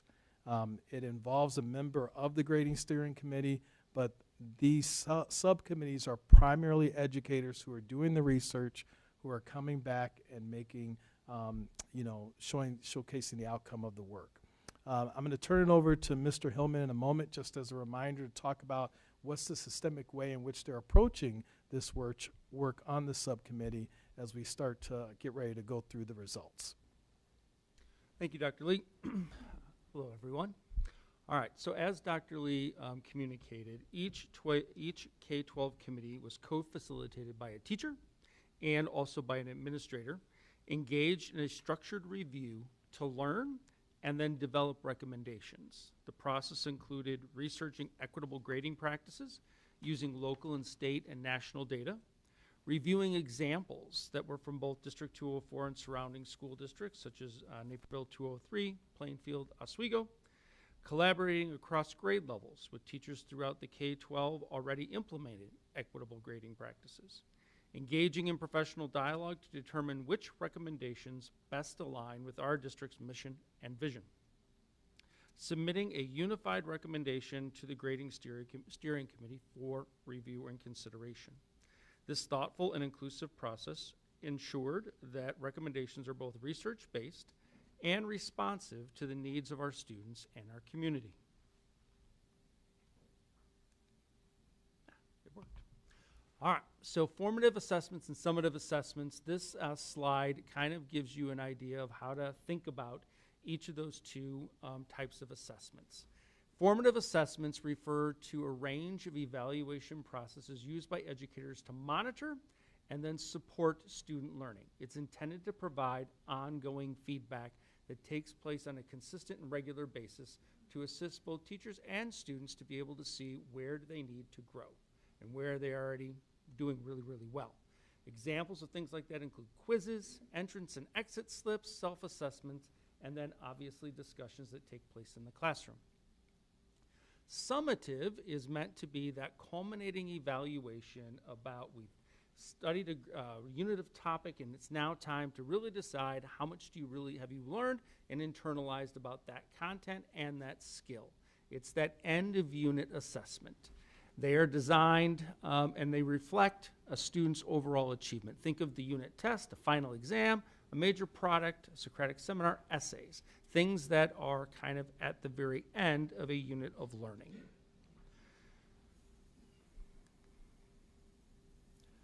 Now, for reviewing summative and formative assessments as part of this process, they began to look at the 6 topics that are listed up there on the screen for you. Equity-based grading is the weighting. This weighting is intended to promote equality by ensuring that grades primarily reflect a student's mastery of content and skill. rather than factors such as behavior or homework completion. This aligns with the district's commitment to equitable grading practices as emphasized in the Formative and Summative Assessment Committee recommendations. A focus on mastery reduces the impact of external factors that may disproportionately affect certain student populations, such as varying levels of support at home or differences in learning pace. Proficiency-based feedback is listed there by emphasizing summative assessments which measure mastery. This practice provides clearer feedback on each student's proficiency level, allowing for a more accurate representation of what a student has learned and retained. Targeted instruction, this clarity in proficiency levels allows teachers to better address the specific needs of each student, differentiating instruction and providing support where it is needed most. This approach enables teachers to use assessment data to inform their instructional decisions and better support student learning. Aligning with learning outcomes, this approach aligns grading more closely with the district's focus on learning outcomes for all students. By prioritizing summative assessments, the emphasis is placed on knowledge and skills students are expected to demonstrate. Consistency and transparency. This recommendation supports greater consistency and transparency in grading practices across classrooms and schools. When grades are primarily based on mastery, it becomes easier for students and parents and other stakeholders to understand what the grade actually represents. And finally, a preparation for future learning. A focus on mastery prepares students for future academic challenges and real-world expectations where the ability to demonstrate competence is paramount. Now, what is this going to look like for us? Our goal for 2027 is that by the 27-28 school year, every middle school classroom will operate using a unified district-wide formative and summative assessment gradebook model. What we mean by this is that we want to shift our grading practices to reflect actual learning. So when you see a percentage, when you see a grade, it's a representation of learning, and we're removing the behavioral biases from academic scores that we feel create, and this would create a fair and equitable measure of true student knowledge. Now, the grading vision that's up there on the board talks a little bit about what does that percentage look like between summative and formative. We're going to get into that in a little bit more detail, and then we're going to come back to that at the very end of the presentation and discuss that about what that's going to look like and how we're going to get to that. But as Dr. Lee started our night, we really talked about that pilot program that got us into this particular place and what does that look like. And so what we want to really do is focus in on some of that macro view of looking at student voice. And again, as Dr. Lee referenced when we started, we had over 1,100 student voices that were factored into this presentation that you are going to be hearing a little bit more about here in the future. Ultimately, there were three major summaries that came from that data. Maybe, there we go. One, operational clarity. By that, we mean that students fundamentally understood the mechanisms or the mechanics that were associated with how it was that their final grades were going to be calculated, which I think is a huge step to be able to really know how it is that my grade is going to be figured by a teacher and not just there's some random points that accumulate over the course of a semester. The second piece that we really wanted to take away is that there was sustained motivation. Despite low point values when it came to that formative assessment component, students were still trying their best on practice work while strategically increasing study time for final exams. And then the last piece, which I find fascinating, 52% of our kids said, okay, yeah, that's fine. I know how it is that we're determining the grade. I'm still motivated to be able to do well, but we still think that the grade and how we come up with it is only 52% said that it's inherently fair. And so some of that reveals a little bit of a disconnect between the rules and how it is that it really supports them moving forward. And that's something that our educators, who are in the building are going to begin talking about, and it's going to lead us into that final part when we start talking about what is the actual percentage going to be, or breakdown between formative and summative assessments. I'm going to turn this over now to Patrick. Thank you, Mr. Hillman. Taking a look, we're going to try to break down some of those themes and look at some of the actual data that came from, as Dr. Lee said, the teacher voice and the student voice as they were surveyed throughout the year. And the first thing we want to look at is just clarity. So when we talk to our students, we want to eliminate as much as possible surprise grading. And I can think of back in the day when we got our report cards, and that was typically the first time that we would hear about the actual marks. We really talk at the building level of the purpose of a grade, and really that is a communication tool, and we want to make sure that we are communicating often to our public, to our parents, and our students about what their grades are and what those grades actually mean and what it represents in terms of their learning. So the first data point there, looking at about 75%, 3 out of 4 students understand how their grade is calculated in terms of the percentage split. So students know why tests, a summative test, a culminating activity, is weighted more than some of the initial attempts at homework and practice. And then we want to make sure that the students know and can tell which is which. Our focus really is on theme 1 is this logistics side. So we want to make sure that we are over communicating, and we were pleased to hear that most of our students understand what this percentage split looks like. And they often see this. So from a practical standpoint, our students and our parents have 24/7 access to grade books and updated grades in the moment as soon as teachers enter them. And we have focused a lot on naming conventions with assignments. So as a student, if I were to go into my student view, I can see today's math lesson. I can see what I earned in the point total, and then my teacher is marking that as either a formative or summative assessment. So I know on the spot what my day-to-day assignments and activities look like. So that's helpful for students, and that is also reflected in our parent view so parents can see that. So really focused on clarity to begin and understanding that foundational, have a foundational understanding of our percentage splits. Our second theme, as Mr. Hillman talked about, was looking at student motivation. So when we look at the 2 bookend data pieces that are on here, it's a pretty cool story to think when we have kids that are upwards of 80% that are intrinsically motivated. And I can speak from a middle school standpoint, intrinsic motivations for grades isn't always the #1 theme that we see emerging from our 13 and 14-year-olds. So it's really neat to see that when they are surveyed and they have that voice, they understand that even though these point values on some of these formative assessments are lower than their culminating activities, they still want to do their best. I think this is a huge nod to the effectiveness of our educators. We have incredibly engaging and talented teachers that don't undersell or oversell any given assignment. They understand that what we are doing at a given time in our classroom is really, really important, and our students recognize that. On the flip side, if you look at that 78.6%, our students still realize that those tests mean something. So when it comes to nightly activities and studying, they are aware that bigger tests and bigger point values do have more of an impact on their grades. The interesting piece is that middle, that feedback loop. So about 65% of our kids report out that they are actively using feedback for corrections. They're actively using feedback tied to their grades. Homework always draws an interesting debate when it comes to teaching and when it comes to learning.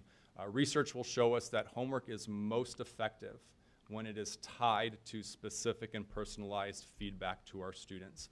We realize that we need our students to be an active voice in that. So students, we're working more and more with data talk, so kids know how to talk about their achievement data and that they know how to action plan what those next steps look like. So while that's a little bit lower, we do feel like that's a real big opportunity for us. This falls in, as Dr. Lee talked about, some of these pieces starting to overlap. This falls into some of the other subcommittee work when we talk about reassessments and some of the other things that are happening. I think that will really allow this to rise up and see some increase in our students that are using that. But it definitely is an opportunity for us to dig in a little bit deeper with our students.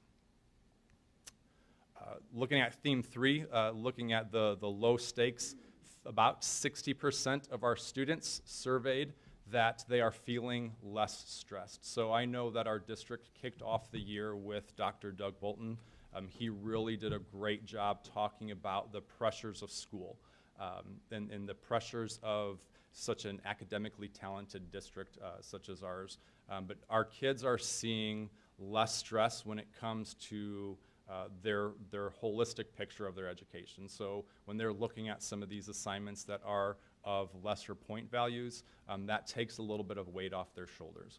I think it speaks to the growth mindset. That is a huge focus of our staff and our students, that they really know that, again, they really want to grow and do the best they can for their standards, so they are willing to put in that work regardless of a point total. Which brings us to, as Mr. Hillman said, our lowest data point. I'm going to frame it as our biggest opportunity. So we have just over half of our students, when we talk about their grades, looking at the accuracy and fairness in terms of a percentage split between summative and formative assessments. I think it's really important to know that this is a baseline data point. We have not surveyed students, so we don't have a comparative data point to say how or to see how students felt in a traditional point accumulation system. This is one of the first times that we surveyed our students in terms of grading systems. It's a great data point to have. I think that we can pull a lot from it, and I think it sets us up as we invest more and more into that student voice to be able to talk with our kids to see exactly what is meant by these pieces. I am happy, and I would like to share a couple hypotheses that I have from a building perspective on why some of these numbers might be a little bit lower than the 75s and the 80% that we've seen in some of the other data points. So in terms of accuracy, I know that in having conversations with students in my building and having conversations with teachers, there are some students who possibly feel that the introduction to a new topic, or as they get accustomed to middle school, if there are early struggles that their grades may not, they may not feel their grade accurately is portraying what they understand. So if I have a test, a summative assignment, I may not have another summative for 3 or 4 weeks after that. And if my learning is happening, I'm growing as a student, but my grade book would reflect that 70-80% from my first assessment. So sometimes our students are living in the moment, but our summative assessments are not. There might be a longer time span in between. We do have students, as we know, that have test anxiety. Our students have bad days just like we do, and there are a lot of other external factors that could impact me on one of those summative assessment days. So really, our students sometimes feel or might feel like they have this one shot at the summative assessment. And again, as we filter in some of these other subcommittees with reassessment and feedback, I think that will be alleviated. But when we look at terms of accuracy and the feedback we're getting from students, I think that they might feel like they are learning. They might believe that they're having those concepts mastered, or they're able to demonstrate proficiency.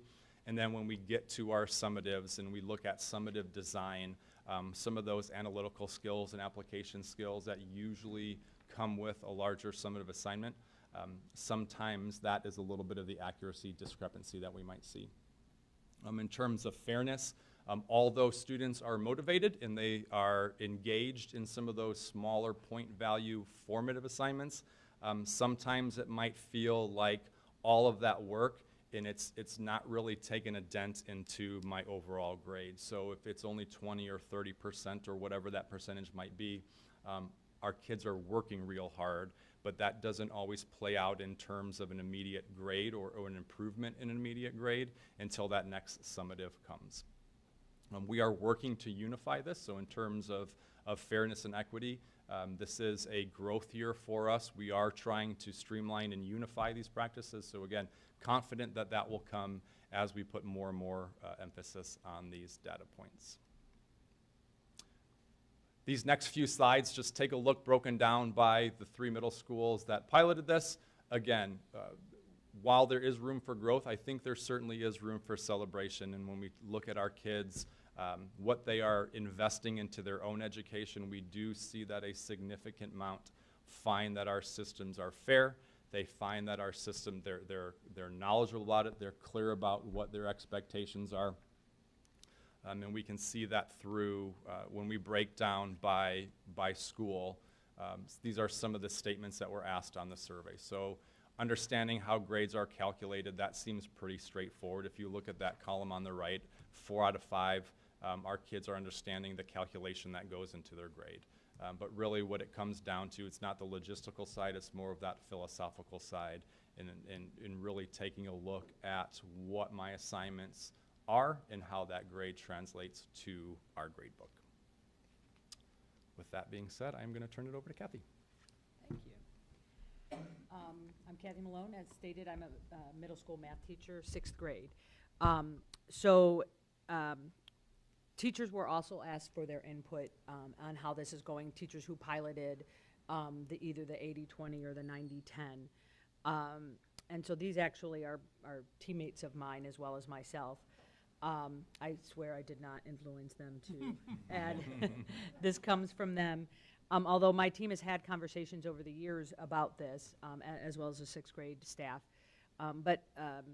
One of the themes that comes across is that it reflects, the student's grade currently reflects what they have learned. They don't necessarily believe that, as some of that data showed, but the teachers believe that it is reflecting what they have learned, not just completion of tasks. They can prioritize their efforts while using formatives to help build mastery. And so a lot of conversation is had, especially at 6th grade, where it is a very different system than elementary, of how does their grade work, what's important to put time and effort to.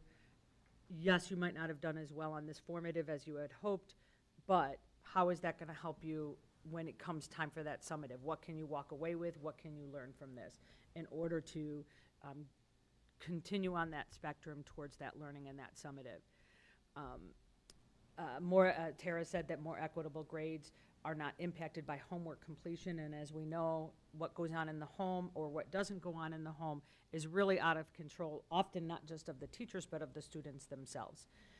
And so some students get help with their homework, a significant amount of help, and should that count for them, for students who don't have that support at home, but are still working hard, the grades that we're working towards are reflective of what they've truly grasped and learned. I kind of focused on something a little bit different there. I'm freed from being a homework chaser. I do still enter homework grades into the grade book because that's knowledge for parents and it's knowledge for students. So when I have a conversation, and the students will ask me, well, will this affect my grade? Well, no, it won't actually directly, but indirectly, if you continue to not do homework, you're not going to be prepared for those math tests. Clearly defining the grade weights have given students the transparency. Every time I say there's going to be assessment, their first question is this a formative or is it a summative? They understand what they mean, and they know that that has an impact on their effort because it has a bigger impact on their grade.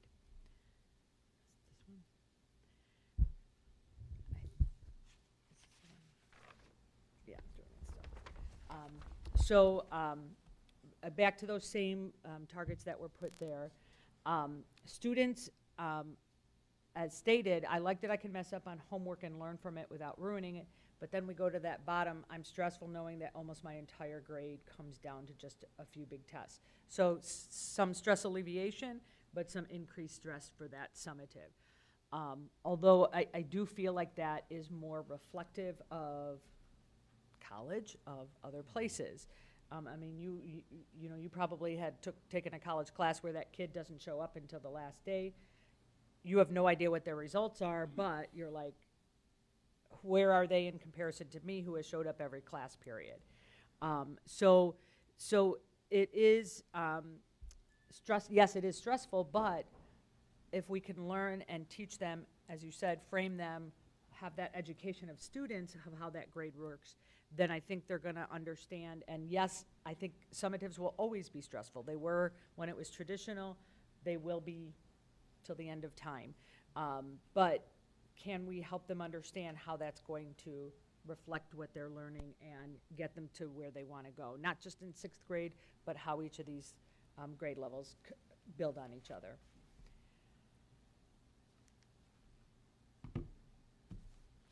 Gregory, did you want to cover the Gregory? Sure.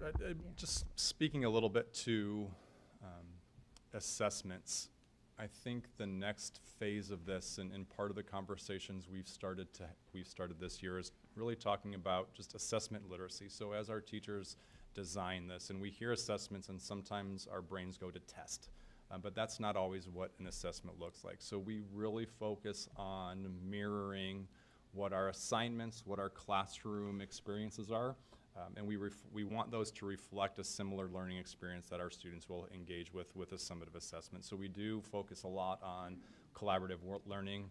We really stress peer-to-peer discourse, questioning, looking for errors and explaining why something is right or why something is wrong. And we do that within the safety of a classroom, with teachers facilitating that, with prompting and giving that immediate feedback to our students. So our assessments look in the day-to-day. When we talk formative assessments, we're talking assessments as a means of learning.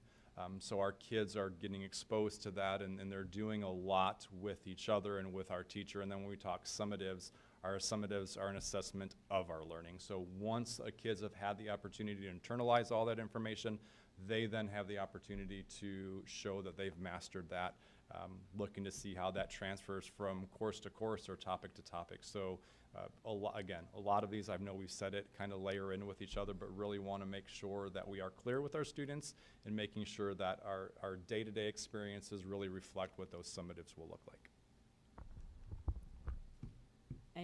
And in the ideal classroom, formatives are very much reflective of what that summative is going to be. So these comments are from Scullin students, and those first 2 comments kind of support what it said, where they understand the process, they understand how their grade is calculated, but then again we see that bottom part of that fairness. If I have a bad on a test, my whole quarter grade drops and I cannot fix it. That I would say is not completely accurate, that if they fail one test, they can't recover from it. But that will lead into our other subcommittees as well. The part of it is that preparation for assessments. Some students come in very well prepared, and if that happens to them where they have that lower grade, they're really going to feel that.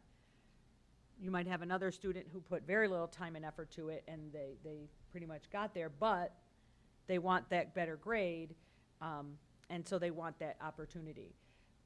I believe here is where we're also going to have a lot of preparation and discussions and conversations and training for our teachers. We have a lot of veteran teachers, and I'm one of them. I've been in this district. This is my 27th year or 28th year in the district, but my 38th year overall teaching. So I've grown a lot over this. Scullin started having these discussions probably about 7 or 8 years ago.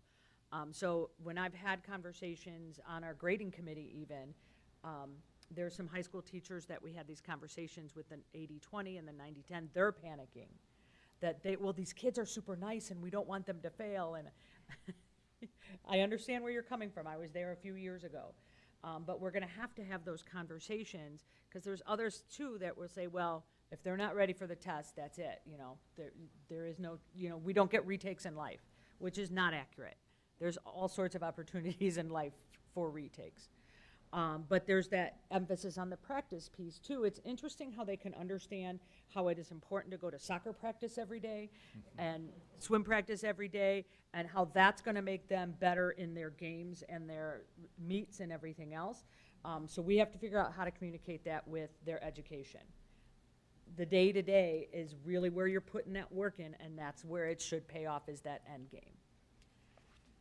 And then finally, we have Still Middle School, who I believe it's a little bit earlier in the process, you know, a little bit farther behind Gregory and Scullin as far as where they've started with this, but I love that they jumped right in and were willing to give this a shot. Oh, did I not advance it? Thank you. There, thank you. I still do the practice, so that's that understanding of the process, that's going to help them with that end game. But then that fairness and that pressure is what we saw with that data as well, with that 52% or so where they don't see it as being fair. So again, I think that's going to take a lot of education for our students, but also our staff as well as we move forward to that 2027-28 pilot year. And I know that our middle schools are in different places. When we first started this in our subcommittees, we had even a larger teacher voice than in the steering committee. And some of our middle schools were, you know, a few years into this process with 70-30 at least, so that 80-20 was not a big leap. But there were some middle schools that had 0 weighted grading whatsoever. All of it was total points. So they're going to be needing a little bit more hand-holding and that, but it's definitely worth the time and effort to make our student grades reflective of what they're learning and not our own biases as we judge maybe their work habits or other things that occur.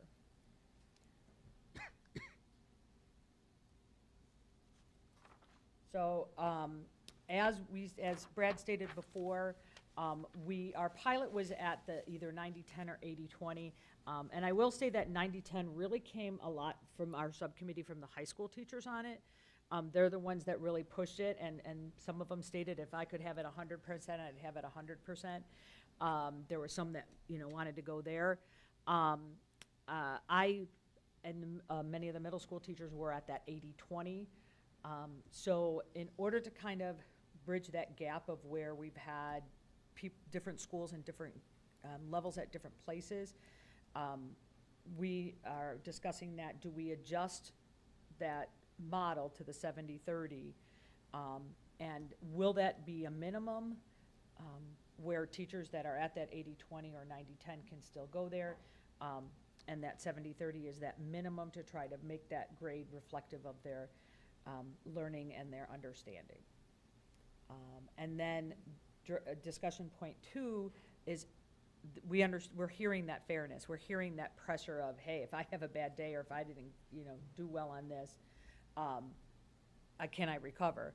And that leads into our retakes, which we've already begun to make progress on that within the subcommittee as well as the steering committee as we move forward in that, because that is high stakes and it is pressure. You can advance it. So this is where we're at. If you look at that roadmap, we had a roadmap that we presented last July. Wanted to update it a little bit. We were successful in the pilot launch. We're right in between where we've just presented that data. The next step in this, as you've heard a little bit from Kathy just talked about, what is that sweet spot? Where are we going to land on that? A lot of that is going to be through the work of some of our other subcommittees, which the reassessment will be back here in July actually to present to you some work that's being done there. And then we want to start with integration. And what we mean by integration is that everyone has an opportunity at the middle school level at all 7 to start to integrate this into their grade book. And it gives them an opportunity to, as Kathy talked about, start to test it out, learn. We'll be offering PD for it ongoing. And then implementation is fully that as Mr. Hillman said, every single classroom at our middle school is implementing this in a consistent and equitable way. And remember that speaks to our why. Why are we doing this? Consistency and equity. I want to leave you with 2 final data points before we take questions and comments. 200 and 780. That equitable piece, we had one student provide us an open-ended answer of just under 800 words, which fills a page. Okay, so to Kathy's point and Patrick's point, these students are taking this seriously and they want their voices heard. And then the second piece, 200, our Chief Technology Officer, Rod Mack, gave us this data point. He said there's over 200 grade books that we have currently. Dr. Talley, I don't know if there's over 200 ways to make a cake. And so, you know, and so that being said, we wouldn't expect our students to have 200 different ways in which they can, have a grade that's assessed for them. So with that, we'll take questions and comments that I'm sure you have, and we're anxious to hear them. All right, we'll start with Ms. Deming. Thank you for continuing to keep us updated and coming back with additional data. The first one that kind of hit me, slide 18, and as we talked about the percentage talking about feeling less stress, learning something new because practice work doesn't count for as many points. So important for our students to have an open, being willing to and not so fearful that they can't learn. So that was certainly a positive that I walked away from with that. Hopefully more and more will feel less stress, but certainly it's such a different way to think about this. So, one of the things as we move forward, presentation here, is there a plan for us to do presentations for parents? Have we begun to let parents know where we're headed with this or thinking about, and individual school presentations through as we move forward?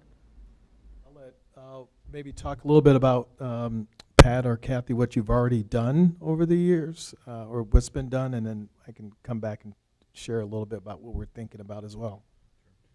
We have not, in terms of an 80-20 conversation, had explicit conversations, but we have a group of parents that we meet and we talk about student experience and we talk about open communication and transparency, and these conversations have come up through that lens. So about how parents can access grades, certainly about what reassessment looks like in terms of the impact that it has. And then when we look at the nuances of those different grade books, it was actually parents that brought to our attention the way certain things, it was a technical, I'll call it a glitch, and I know that's not the right term for it, but it was a way that something was named and associated in a grade book that was really not allowing a student to have ended up being an A-, and the student, their grade was reflective as a C. So our parents are aware of it. We were able to address it and fix it right away. So not necessarily in terms of subcommittee language, but we do have parents that we meet with, and we do talk about grading. We do talk about how to access parent view.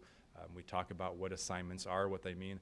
I think one of the coolest things we've seen from kind of a boots on the ground is talking about what actually should go into a formative assignment. What does an exit slip?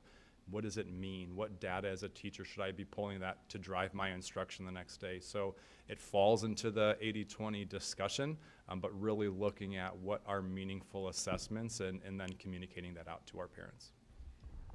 Certainly there are some students who are being very insightful with this, as you talk about a student sharing a one-page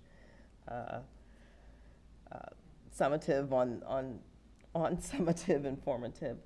How are we hearing? Are we doing committees at all with students? I know it can be a little, it can be difficult to bring their voice, but their voice is so critical and so important. I don't know, from an 8th grade level, is that where we see more of input that you think you'll have, or what's the thought process from the student voice continuing to be a part of this? I think this definitely gives us that springboard into that next level of discussion. So now we've heard initially what students are thinking, and again, a couple of those slides we put our best guess as to why things might seem unfair, knowing that while we did have close to 1,200 students, there's so many other voices out there. So I think as we look into building next steps for next year, From that building level, we can start to pull in some of our student councils, our our principal advisory teams that are made up of multi-grade students to really have this as a topic that we can discuss with them. And then my last question, and maybe this is just inherent and maybe everyone has that automatic assumption, and maybe this is what you're saying, but is the idea for us to have that same summative at Gregory, that everybody will have that exact same summative for each particular unit? Okay. That is already occurring in the math department, middle school. We have a peer assessment, access to it. So all sixth graders who are in regular math take the same unit test for every Okay, unit. I wasn't sure that was occurring at the middle school. I knew the high school, that was the goal, but okay. And then even like at my building, departments, we as a team, as departments, even though we're not departmentalized, the sixth grade math teachers, we plan the formatives by looking at the summatives. What do we need to make sure? So there's that planning. And I'll address your other two questions really quickly. Our team had 3 out of the 5 of us pilot this, and so we definitely address that at curriculum night with parents. Okay.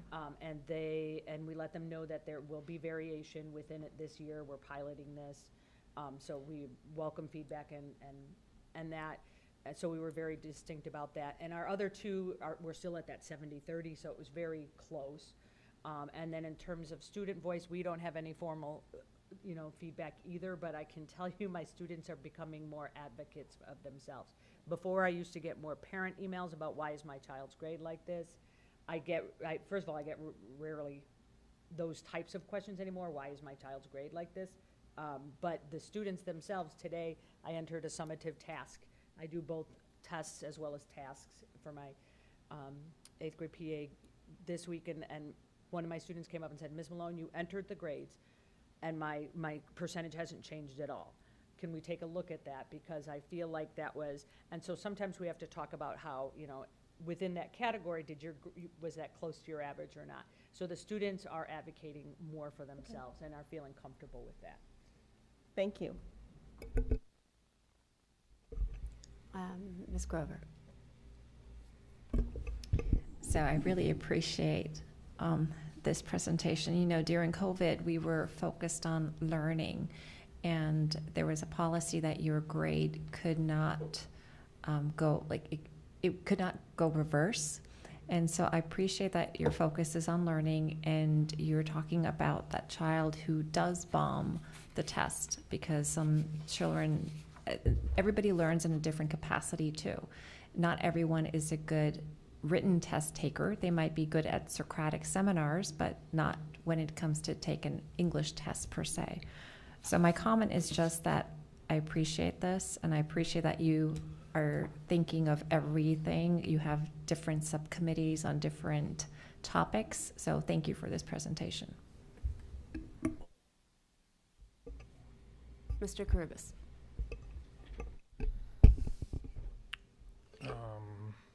Let's see. So back when I was at Wabanzi, there was a teacher, Mr. Yanish, taught me math. And we're all struggling to try to get like A++ extra credit.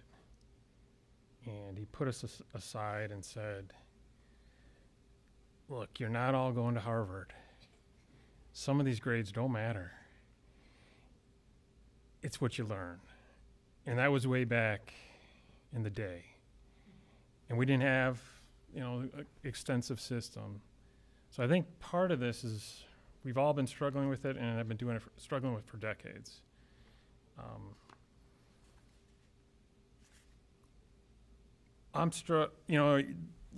You might not look at it like this, but this is a lot of work.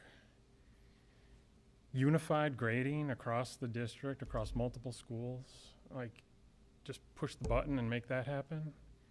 That's a huge lift. And then coming back and trying to make sure that that's done with fidelity and it's systemic. So there's did we do it right period? So this is a huge lift. I look forward to reading about it being done later. You guys being successful on it.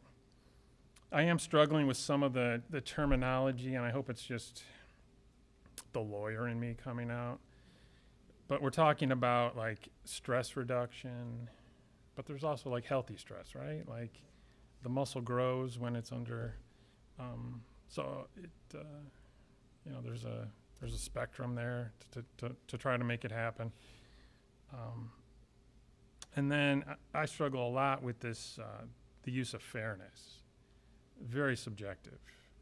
You know, what tastes good to me might not taste good to you. So I'm looking at that like, man, we got to flush that out a little bit more. Is it the procedure? The grade book wasn't entered right. Or is it like substantive? Like I learned it, but A is not an A because I didn't learn it. So, or is it some bias, impartial aspect to it? So I think fleshing out that fairness would give you more robust, useful data, and you might already have it. You might already asked about it. But I'm struggling when I see the word fair and somebody gets to vote on it and it's 50-50, I'm like, okay, yeah. And then the same thing with the grades. Like the people that got A's are probably like, yeah, it's fair. That's what I and the B's are like, kind of fair. You know, you could just keep going down. And so you know, you got to flush that out a little bit more to kind of make it more useful, I think. And then I could see two other areas I see being kind of problematic is, you know, we had the student speaker up there talk about student attendance. And if we take away participation, why do I go to class anymore? Just wait for the tests. So we still have to, you know, figure out a way to balance that where you motivate people to come. And you were talking about the soccer player. Well, sometimes if they don't show up to practice, they're not going to be put on the team. And so, you know, you can't even get a shot at the test if you're not coming. So there's different ways to verb it, but there's a balancing test where, okay, I'm not grading you on attendance, but I'm going to grade you on attendance. And you mentioned about I enter the stuff, but it doesn't count, so I could see that. And then I think we also need to consider, like, you know, if we say you can take retests, well, then the first test is going to be my practice test. And how many do I get? And there's always going to be people that try to take it to the extreme. And so, and that goes back to my point about this being a massive lift, and you guys got a long way to go. And you know, I look forward to you guys doing it successfully, but man, to try to do that systemically across middle schools, and then, you know, make it so that the students and the parents and the community understands it without pushing back to you, saying this isn't fair, you know, and so you can see it coming back the other way. So, best of luck to you. Ms. Gans. I want to thank all of you for the work that you've put in already and that you will continue to be putting into this. As Board Member Karubas stated, it is quite a lift. So I know it is a journey. I just have a few questions. And I did want to speak to something where, as you were talking about, there are some teachers that want 100%, you know, summative, whether they were joking or not. My son, who is currently a junior in college, when he was in high school, had a science teacher where they had 3 tests, and that was the entire grade. No homework, no participation.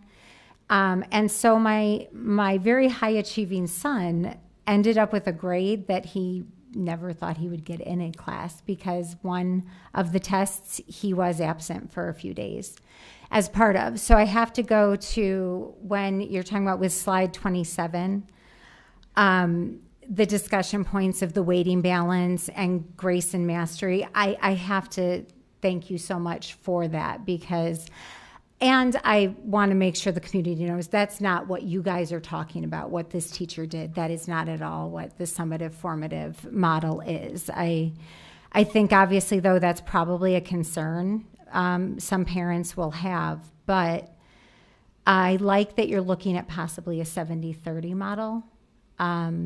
I know you indicated the 90-10 was popular with high schools. Was that more popular? More popular with high schools than? Yeah, to be I mean, we haven't officially done the pilot. Right. We have, this is occurring, I probably Just should have kind of said throwing this it out there. throughout, yeah. Yeah. And so I think, I'm sure we do have some pockets that are doing that. Right, of course, yes. They are, that's true. They just started years ahead of, I guess, the game, so. And then I was just wondering, with the 3 middle schools that you have piloting it, how did you come to decide on those 3 specifically? Thanks for the question. We really, 2 of them have been doing them a while. Gregory Middle School, I believe this was your 6th or 7th year? I want to say 7th. Yeah, and I can let Mr. Hillman talk about the history of that. Okay. And then Scullen's been doing it, this will be your 4th year. Longer, the 70-30 longer. but- Okay, and then still, under the leadership of their principal, Mrs. Cornish, they have been doing some building level work already. Okay. So they wanted to jump in on this. But Mr. Hillman? So some of the history behind Gregory looking at this actually came out of Project Arrow, from the standpoint of wanting to understand homework and homework assignment, and then how does that actually impact your grade. So for, in other words, just because I'm in PA, should I end up having to have 13 hours of homework a night versus 2, Yeah. and trying to balance it out? Maybe 13 is an extreme. But the idea was... Not always. But was just trying to look at how is it that we're determining a student grade.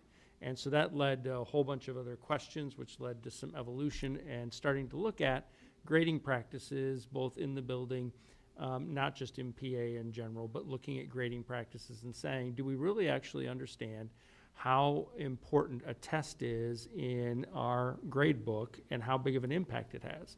For some teachers, a test is huge.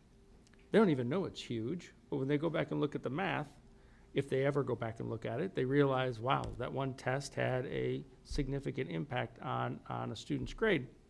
Where others who don't give a ton of, give a lot of homework, make tests very small, it's not very consequential, but they never had a conversation around this. So that was the organic evolution, and then with Mrs. Mitchell moving from Gregory over to Scullen, taking some of those conversations over there, that's how you're looking at some of the evolutionary components to it. Okay. No, thank you honestly for explaining it like that, because that makes a lot of sense, and thank you for all the work you've done ahead of time. And I do love the idea of unified grading systems throughout everything. Just one last thing as we're talking about the implementation roadmap. So we're looking in August to have all of the middle schools starting to use it?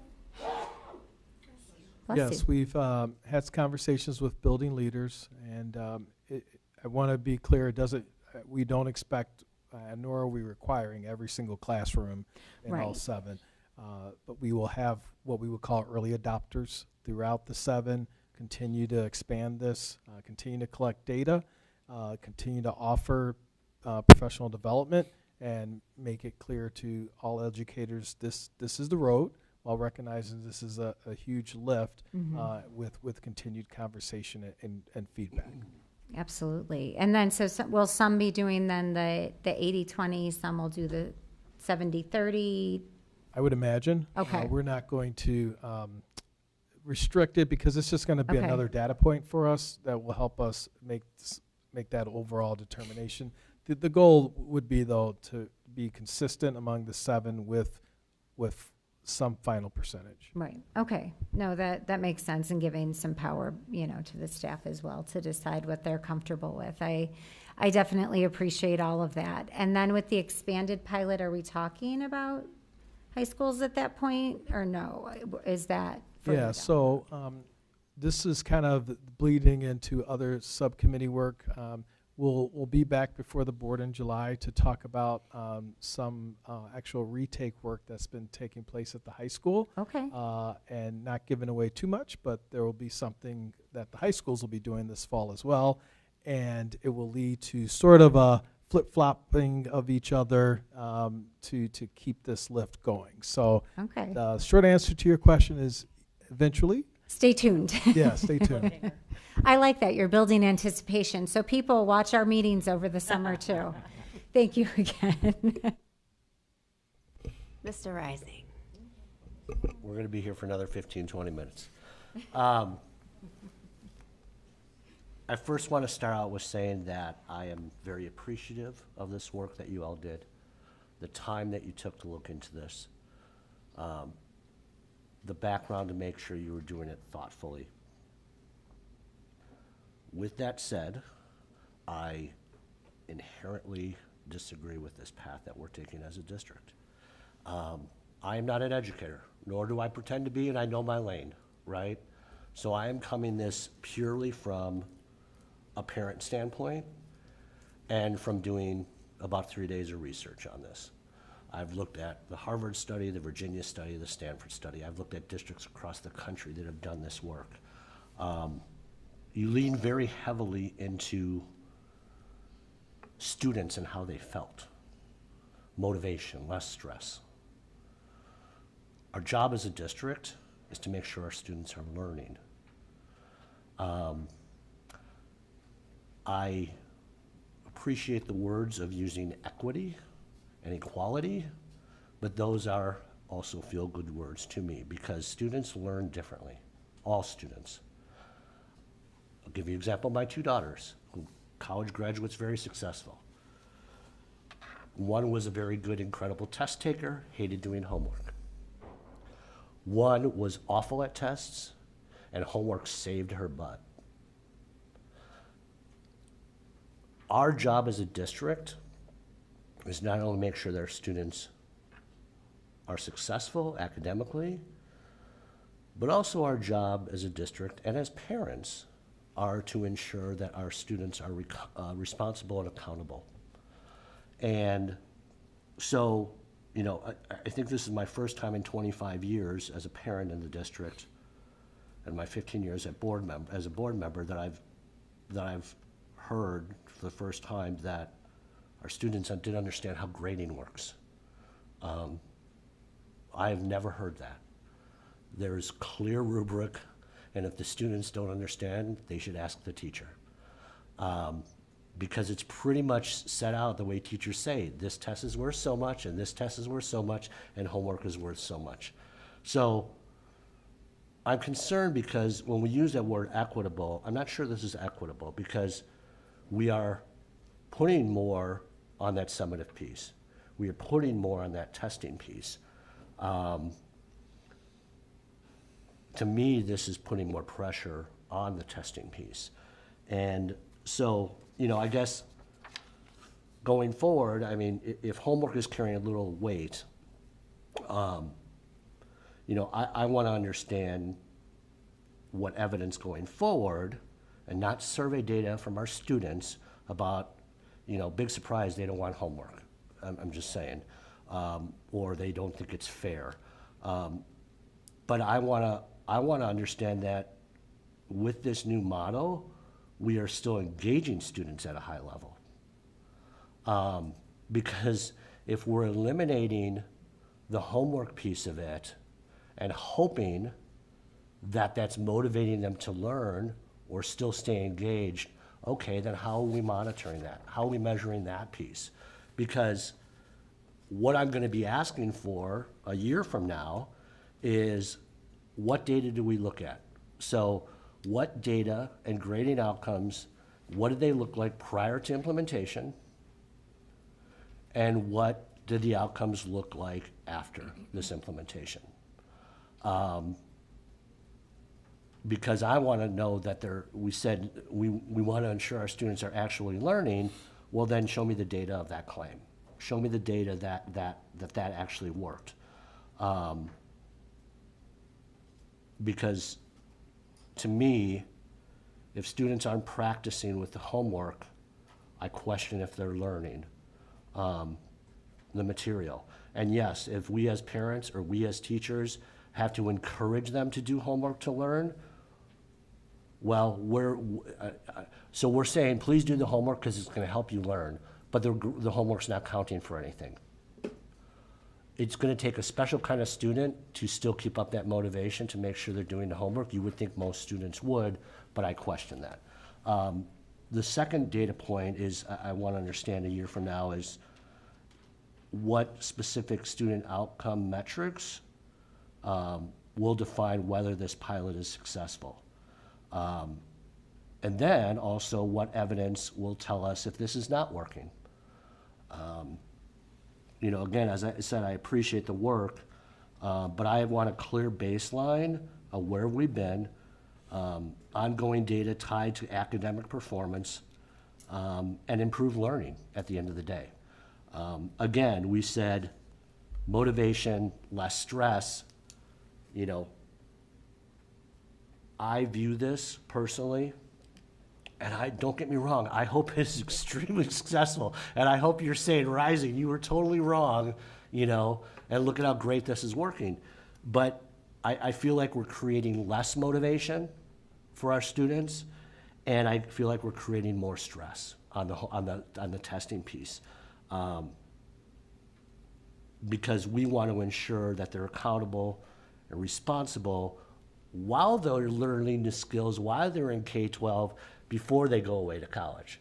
Because when they get away to college, they're going to have to do that homework, and so I question that. So one final thing, all the research I did, and I'm just letting you know, because if you can show me data on this, that's great. But I've seen no evidence that this raises standardized test scores, this model. I've seen no evidence it improves long-term academic outcomes. I've seen no evidence it closes achievement gaps. And I see no data that improves college readiness. I've looked at districts like Palo Alto, districts in North Carolina. There was 2 districts in North Carolina that actually tried putting this in place, and they reversed it because it was so hard from an implementation standpoint. So again, I hope it's extremely successful. I hope we just kick butt at it and prove everybody wrong. But I'll be asking for the data a year from now. But again, thank you for all the work that you put into this, truly, and good luck. And one final thing I want to say, in case our staff is listening, our teachers are listening, I want them to embrace this, because I want us to be a trailblazer like I know we can be. And I know our staff, Dr. said it earlier, I'll put our staff up against anybody in the country. And trust me, I've talked to more than thousands of districts across the country, and we've got incredible staff. So I hope our teachers embrace this. I hope our students embrace this. And I hope we have incredible outcomes. But thank you so much. Mr. Rising, I have a question or two for you. When you said that you looked at programs in North Carolina and Palo Alto, what programs were you examining? The same type of system that we're put in place with grading, where it's more formative, summative. Was it about coming up with a certain criteria by which across the district you would have the same formative number and summative number, or not? Because the reason I want to bring that up is one of the reasons we were doing this, and this goes through the equitable piece, is to ensure across our district we are singing the same song with regards to. I love that. And so therefore, I think that's an important aspect of what we're doing here. Yeah. Summative and formative, I can tell you in a prior life of mine, we did this back in 2005. And that's been going on in a district of 200 schools. Yep. And so I think the most important part is to ensure that every student across the district, whether you're in school A, school B, school C, you are getting the same formative and summative percentages. Yep. That's the first thing we've got to address. Yeah. And there was a lot of stagnation or people not embracing it in a lot of those districts that have failed or not got the results that they wanted to. But I haven't seen what I looked for. If you can share with me those studies, I would love to read them. Yeah, I'll show you the I want to make sure that they are, I'd like to read them. But, and with regards to homework, there is a plethora of data out there against and for homework. It's the same thing as with class size. Yeah, I know the arguments, yeah. With regards to whether, and so I think we have to understand that there is a lot that's available for us to read and examine. And so I think we have to be careful about what we put out there to ensure that we're getting the right information. Well, and And then the last thing, I hold won't on. pick- The last thing I will say to Mr. Karubas is that, yes, it does take a while for this to happen. I said to Dr. Lee when we first started this is a 3 to 5 year program, not something that happens overnight. Grading and reporting is difficult. It's long, it's arduous, but it's necessary. And I'm done. And I looked at the homework studies too, and that data is kind of all over as far as benefits, positives, negatives, that type of thing as well. So, yeah, thanks. Thank you for your work on this.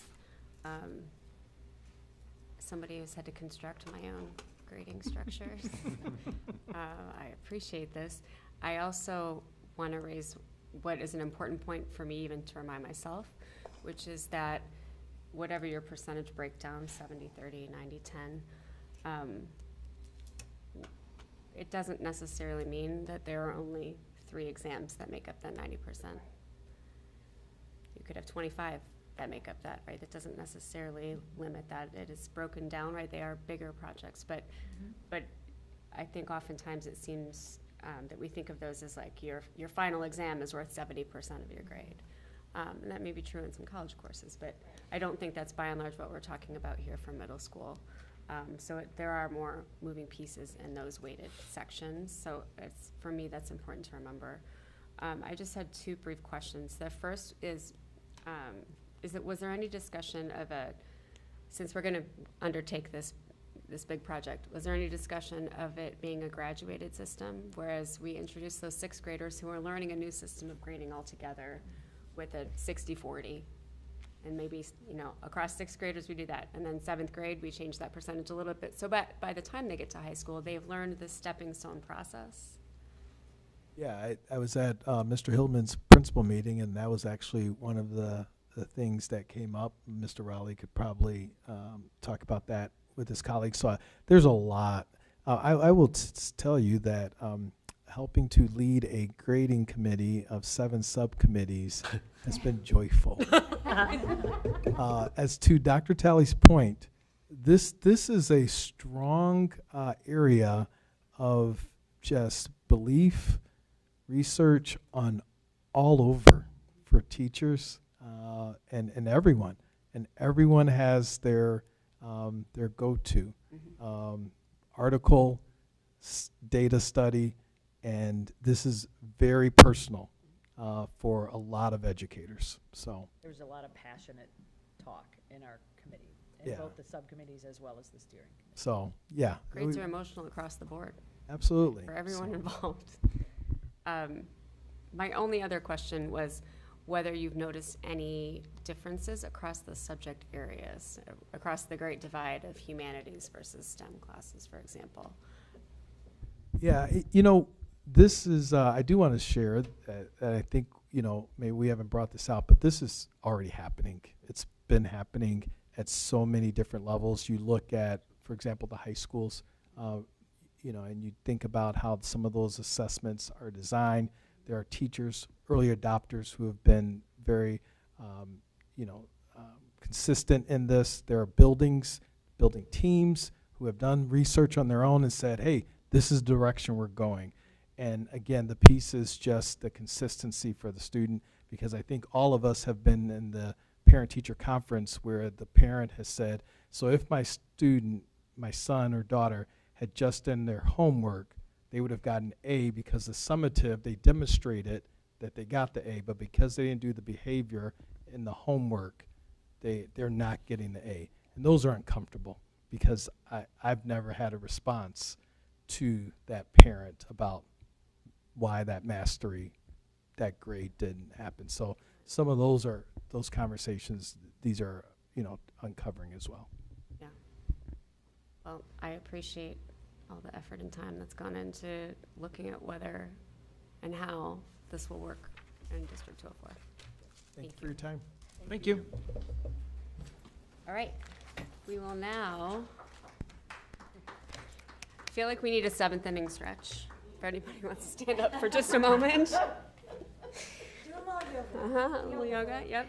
We'll now have a presentation from Dr. Dana Najir and Brian Giovannini regarding artificial intelligence in Indian Prairie 204.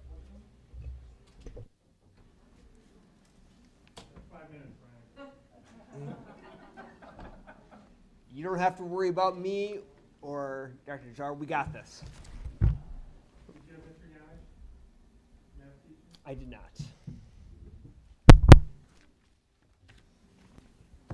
I worked with him though. He's one of my favorites.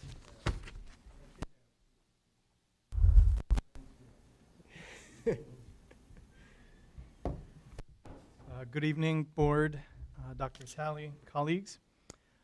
Tonight we're sharing an update on our artificial intelligence work in 204.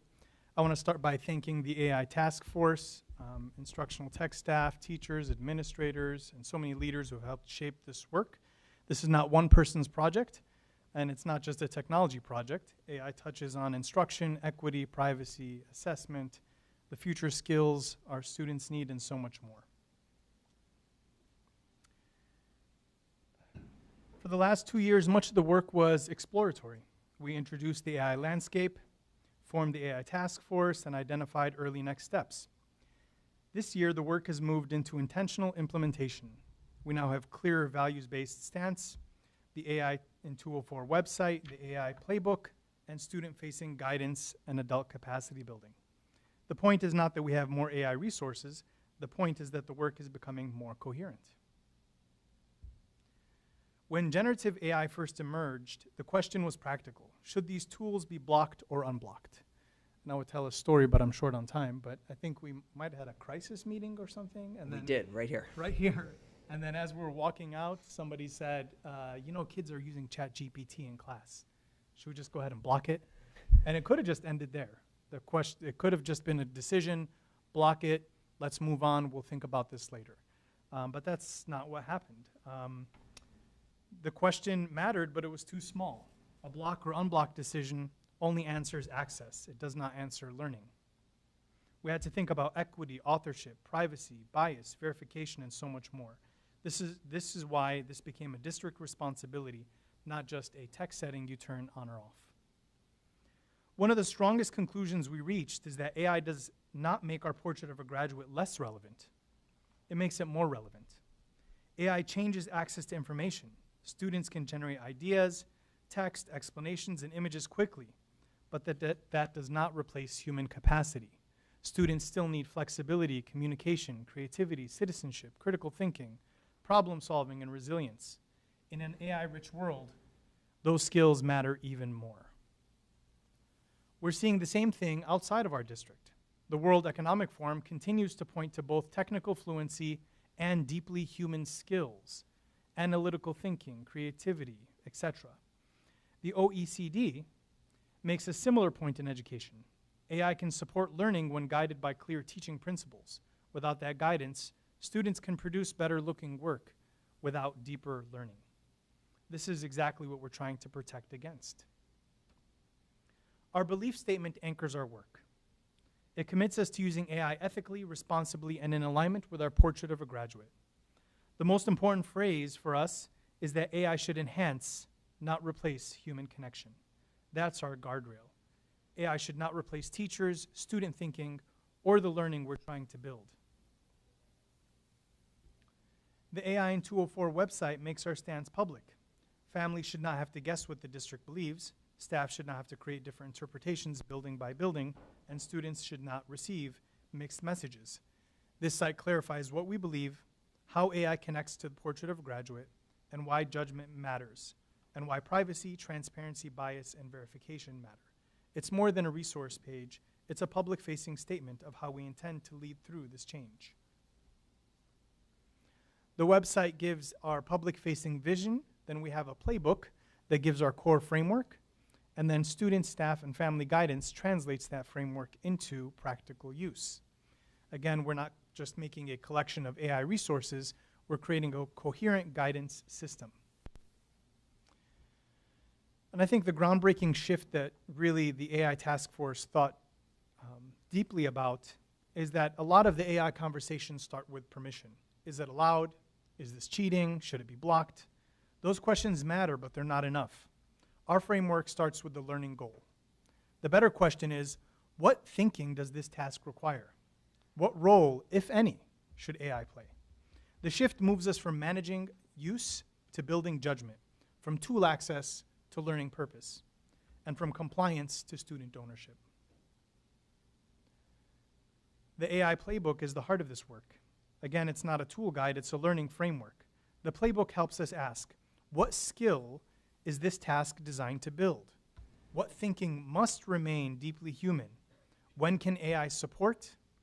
When can AI extend? And how will students explain, verify, and own their own final work? That connects directly to our portrait of a graduate. Critical thinking is asking what thinking must remain human. Communication and citizenship show up when students explain, verify, and own their own work. Creativity and innovation show up when the students explore and test possibilities and ideas. I want to pause for a second on the word partnership because I know it can raise questions. We don't mean that AI is equal to the student or teacher. We mean the role of AI has to be intentionally defined. A simple comparison is to the calculator. Sometimes a calculator should not be used because students need to build number sense or show the process independently. Other times a calculator is appropriate, but the goal is modeling, data analysis, or applying a concept. AI requires that same intentional decision making, but at a higher level. Sometimes there is no AI. Sometimes AI supports work that's already been started. Sometimes AI helps students explore their ideas or test their thinking. In every case, the student remains the thinker, the verifier, the decision maker, and the owner of the final work. And then I'd like just for a moment to touch on some of the capacity building we've been doing as a district. Guidance alone isn't enough. Leaders need capacity to understand the work, use tools responsibly, and model good judgment. So through General Assembly, we moved from theory to practice. Administrator confidence in using AI grew from 4.8 to 7.96 out of 10 after a few sessions. This tells us that the work that we were doing built readiness, not just awareness. And then we also extended this work to the CEC teams and district support staff. That matters because many of the support teams handle sensitive student, staff, and operational information. So the work could not simply be, here are some AI tools. It had to be about secure, responsible, role-specific use. If AI helps staff draft, synthesize, organize, or analyze more efficiently, that can create more time for direct student support, problem solving, and service to schools. Again, the theme wasn't tool adoption, it's intentional capacity building. I'm going to take a few minutes to talk about some of our learning progression and what that looks like. Some of our partners in this work are, the first one is Google. Google is our recommended generative AI resource and platform for a number of reasons. Number one, we are a Google district. We have a strong ecosystem around Google, Google Drive, Gmail, all the things that fall underneath Google. In addition, Google Education has some really strong safeguards in comparison to other generative AI, so that's one of the reasons why Google is a really good partner and continuously provide us updates on the resources available. The second one is industry partners, constantly learning what's happening past college as we prepare our students for careers, and learning what's happening out in the workforce is really important to us as we consider the scope and sequence as we're preparing for students for future careers. The third one is Digital Promise, which we are part of the League of Innovative Schools. Had a number of opportunities to engage in workshops, professional learning through Digital Promise directly related to AI literacy. The great partnership with Digital Promise is it is a national focus, so we're learning with colleagues from Florida to Washington to California, and we have a really strong national presence to see what's happening not only in Illinois but across the country. In addition, we have partnered with Digital Promise on a number of grants, and those grants are focused on computational thinking, AI literacy, and then this summer we're engaging in a data science one that all connect to AI literacy and continue to work across the district. And the last one are solution providers. How are they integrating AI into the digital resources that we buy, and how are they providing supports for our students to enhance learning in all of our disciplines? So how do we continue to bring that learning to our staff in addition to things that were already mentioned? Our innovation ambassadors have shared professional learning and onboarded our staff.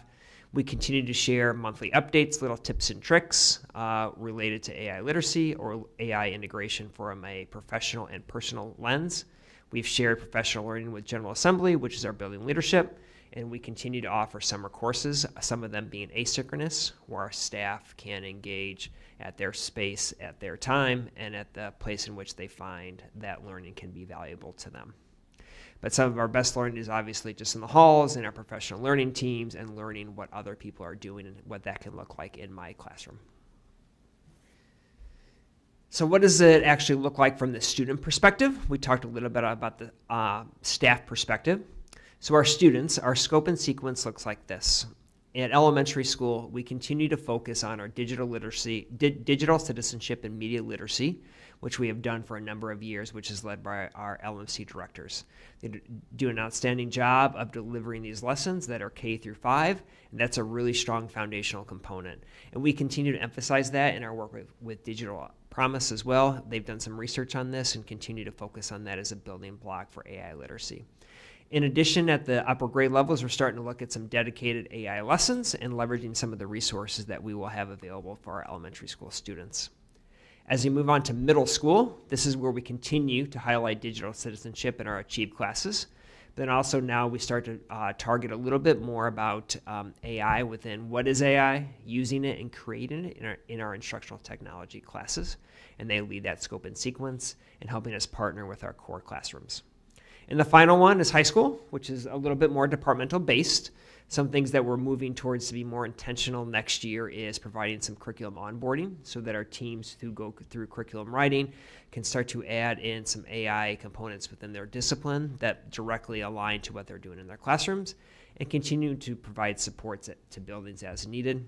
We have a really strong partnership with our high school instructional technology team as well as our system principals and continued conversations on how we can support their buildings in this transition or implementation. So a quick glance at what this looks like in actual practice. This is an example of an elementary school lesson focusing on media literacy and information literacy. This is from Digital Common Sense Media, which has a really strong digital citizenship scope and sequence that we use K through 5. And this lesson just talks about how images can be altered and what are the critical thinking skills to analyze that we've all talked about.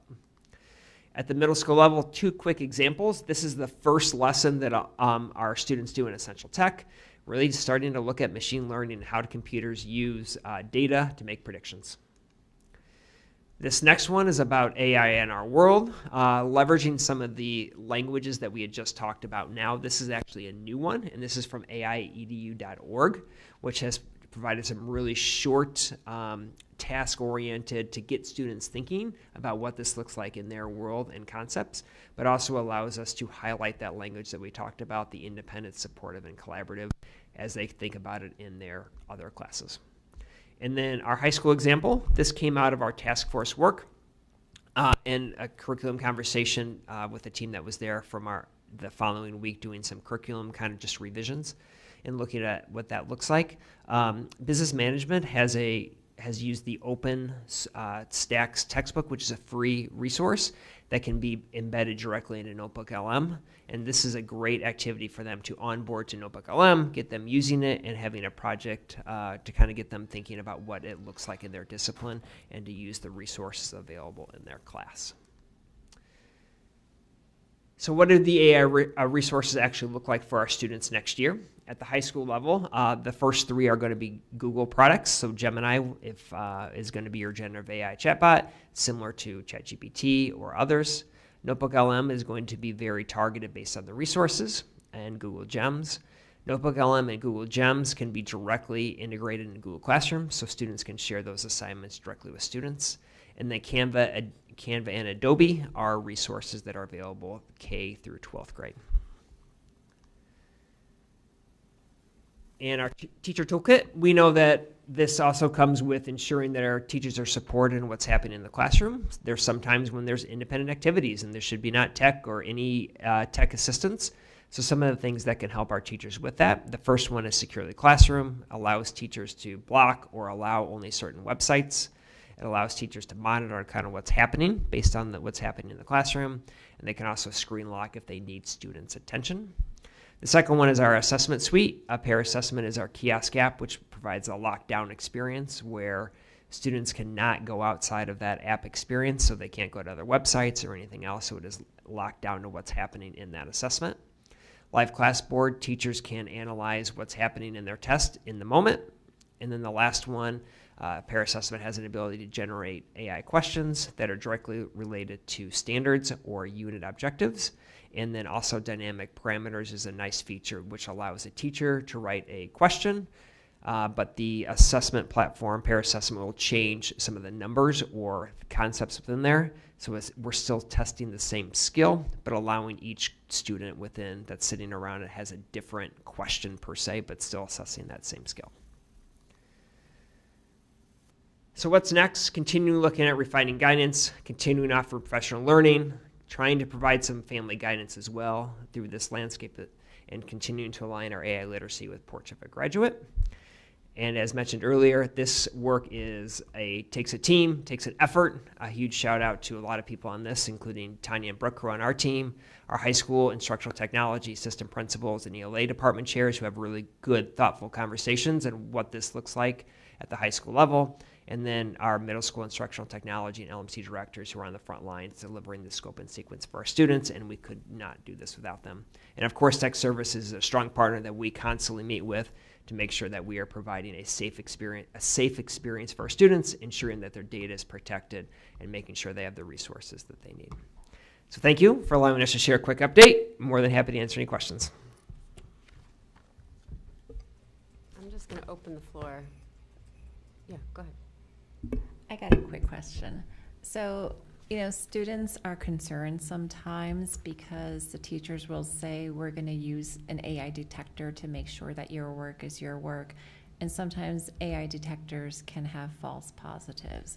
So what advice do you have for students, who get flagged and it is their own work?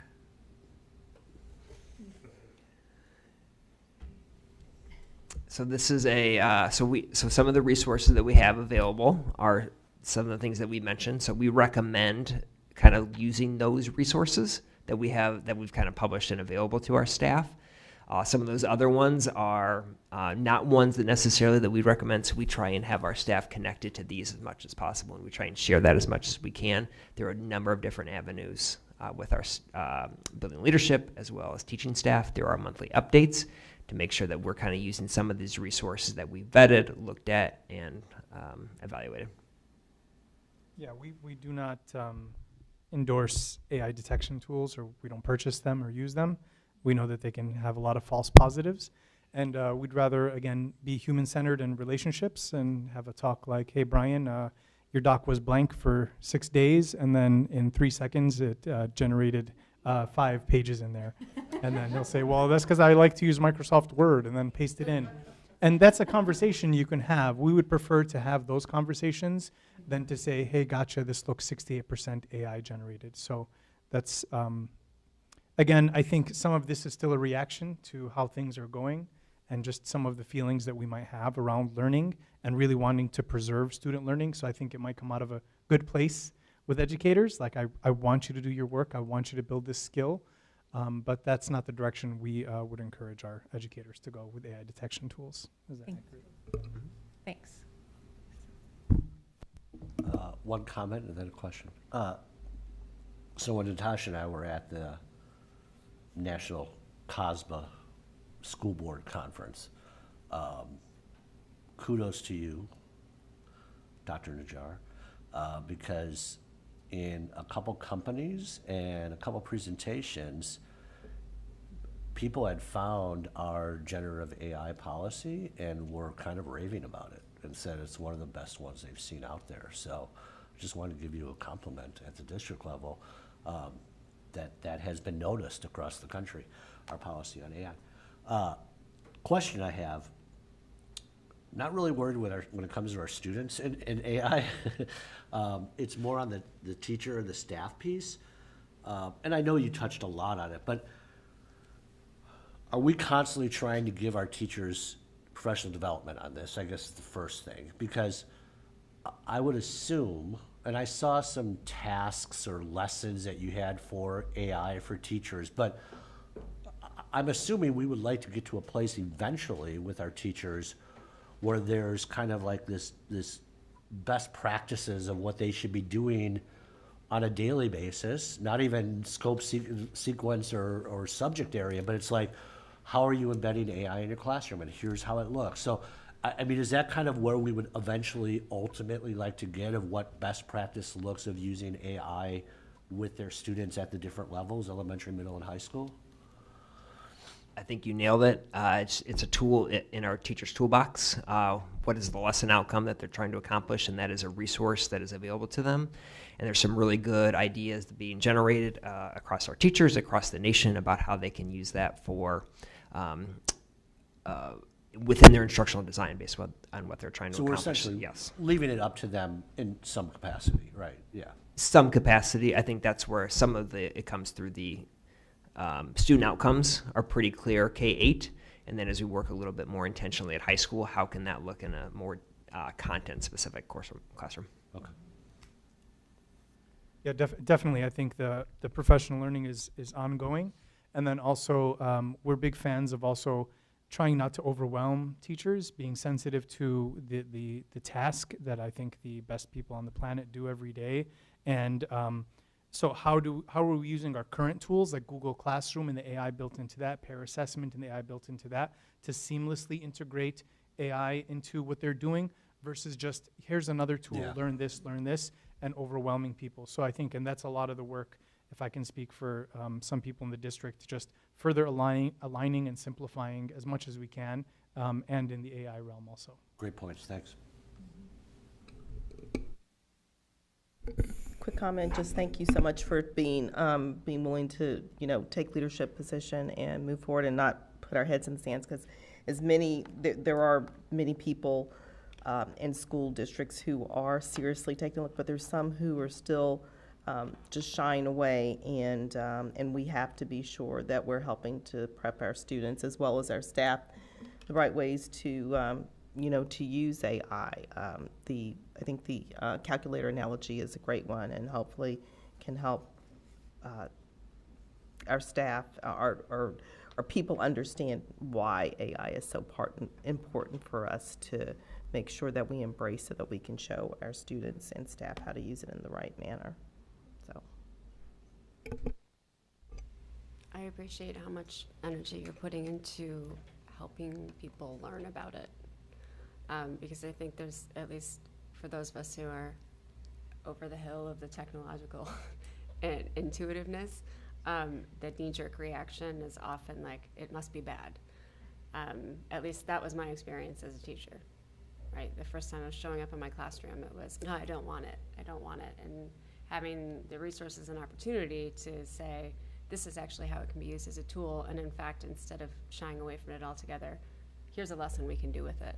And here's teaching when it's appropriate to use and when it isn't, and in which ways it can enhance, a student's writing, for example, and when it shouldn't be, when it really needs to just come from their own mind. So I really appreciate this. This is a personal one for me as a writing teacher. And the other point I wanted to touch on was Dr. Najjar talking about creating better looking work, and that is the trick, and getting our students to understand the difference between actual quality work and better looking work is an important differentiation. My only other ask is, have we considered at some point, because we have this very thoughtfully laid out and in policy, offering small workshops or parent universities so that parents can learn more about it, because it's oftentimes another parent fear of how students can be appropriately using something. Is that something that we've considered? That's a great question. We just had a parent university led by Brooke. For AI, did I just miss it? University and AI. Yeah. Well, So I'm sorry that I just it might missed be on it. the website soon. I think it was really well done. A lot of different perspectives there. We pulled a lot of different people and got some of their thoughts. A recent Neuqua grad who uses AI in his job, and some people from Google, and some people from Digital Promise, and also a couple of teachers. So yes, we want to continue to ensure that everyone is on board on our AI, IPSD.org/AI. We have a parent guide on there, but we also want to make it real for people and allow them to ask questions. So we hope to keep engaging the community in this work for sure. Wonderful. Yeah. Well, I'm going to have to seek it out. Thank you very much. Thank you. We're set with that. Now for the Legislative Advocacy and Board of Education updates. Do we have any? No. I need a motion and a second to adjourn. Motion to adjourn. Second. All in favor? Aye. Any opposed? We are adjourned.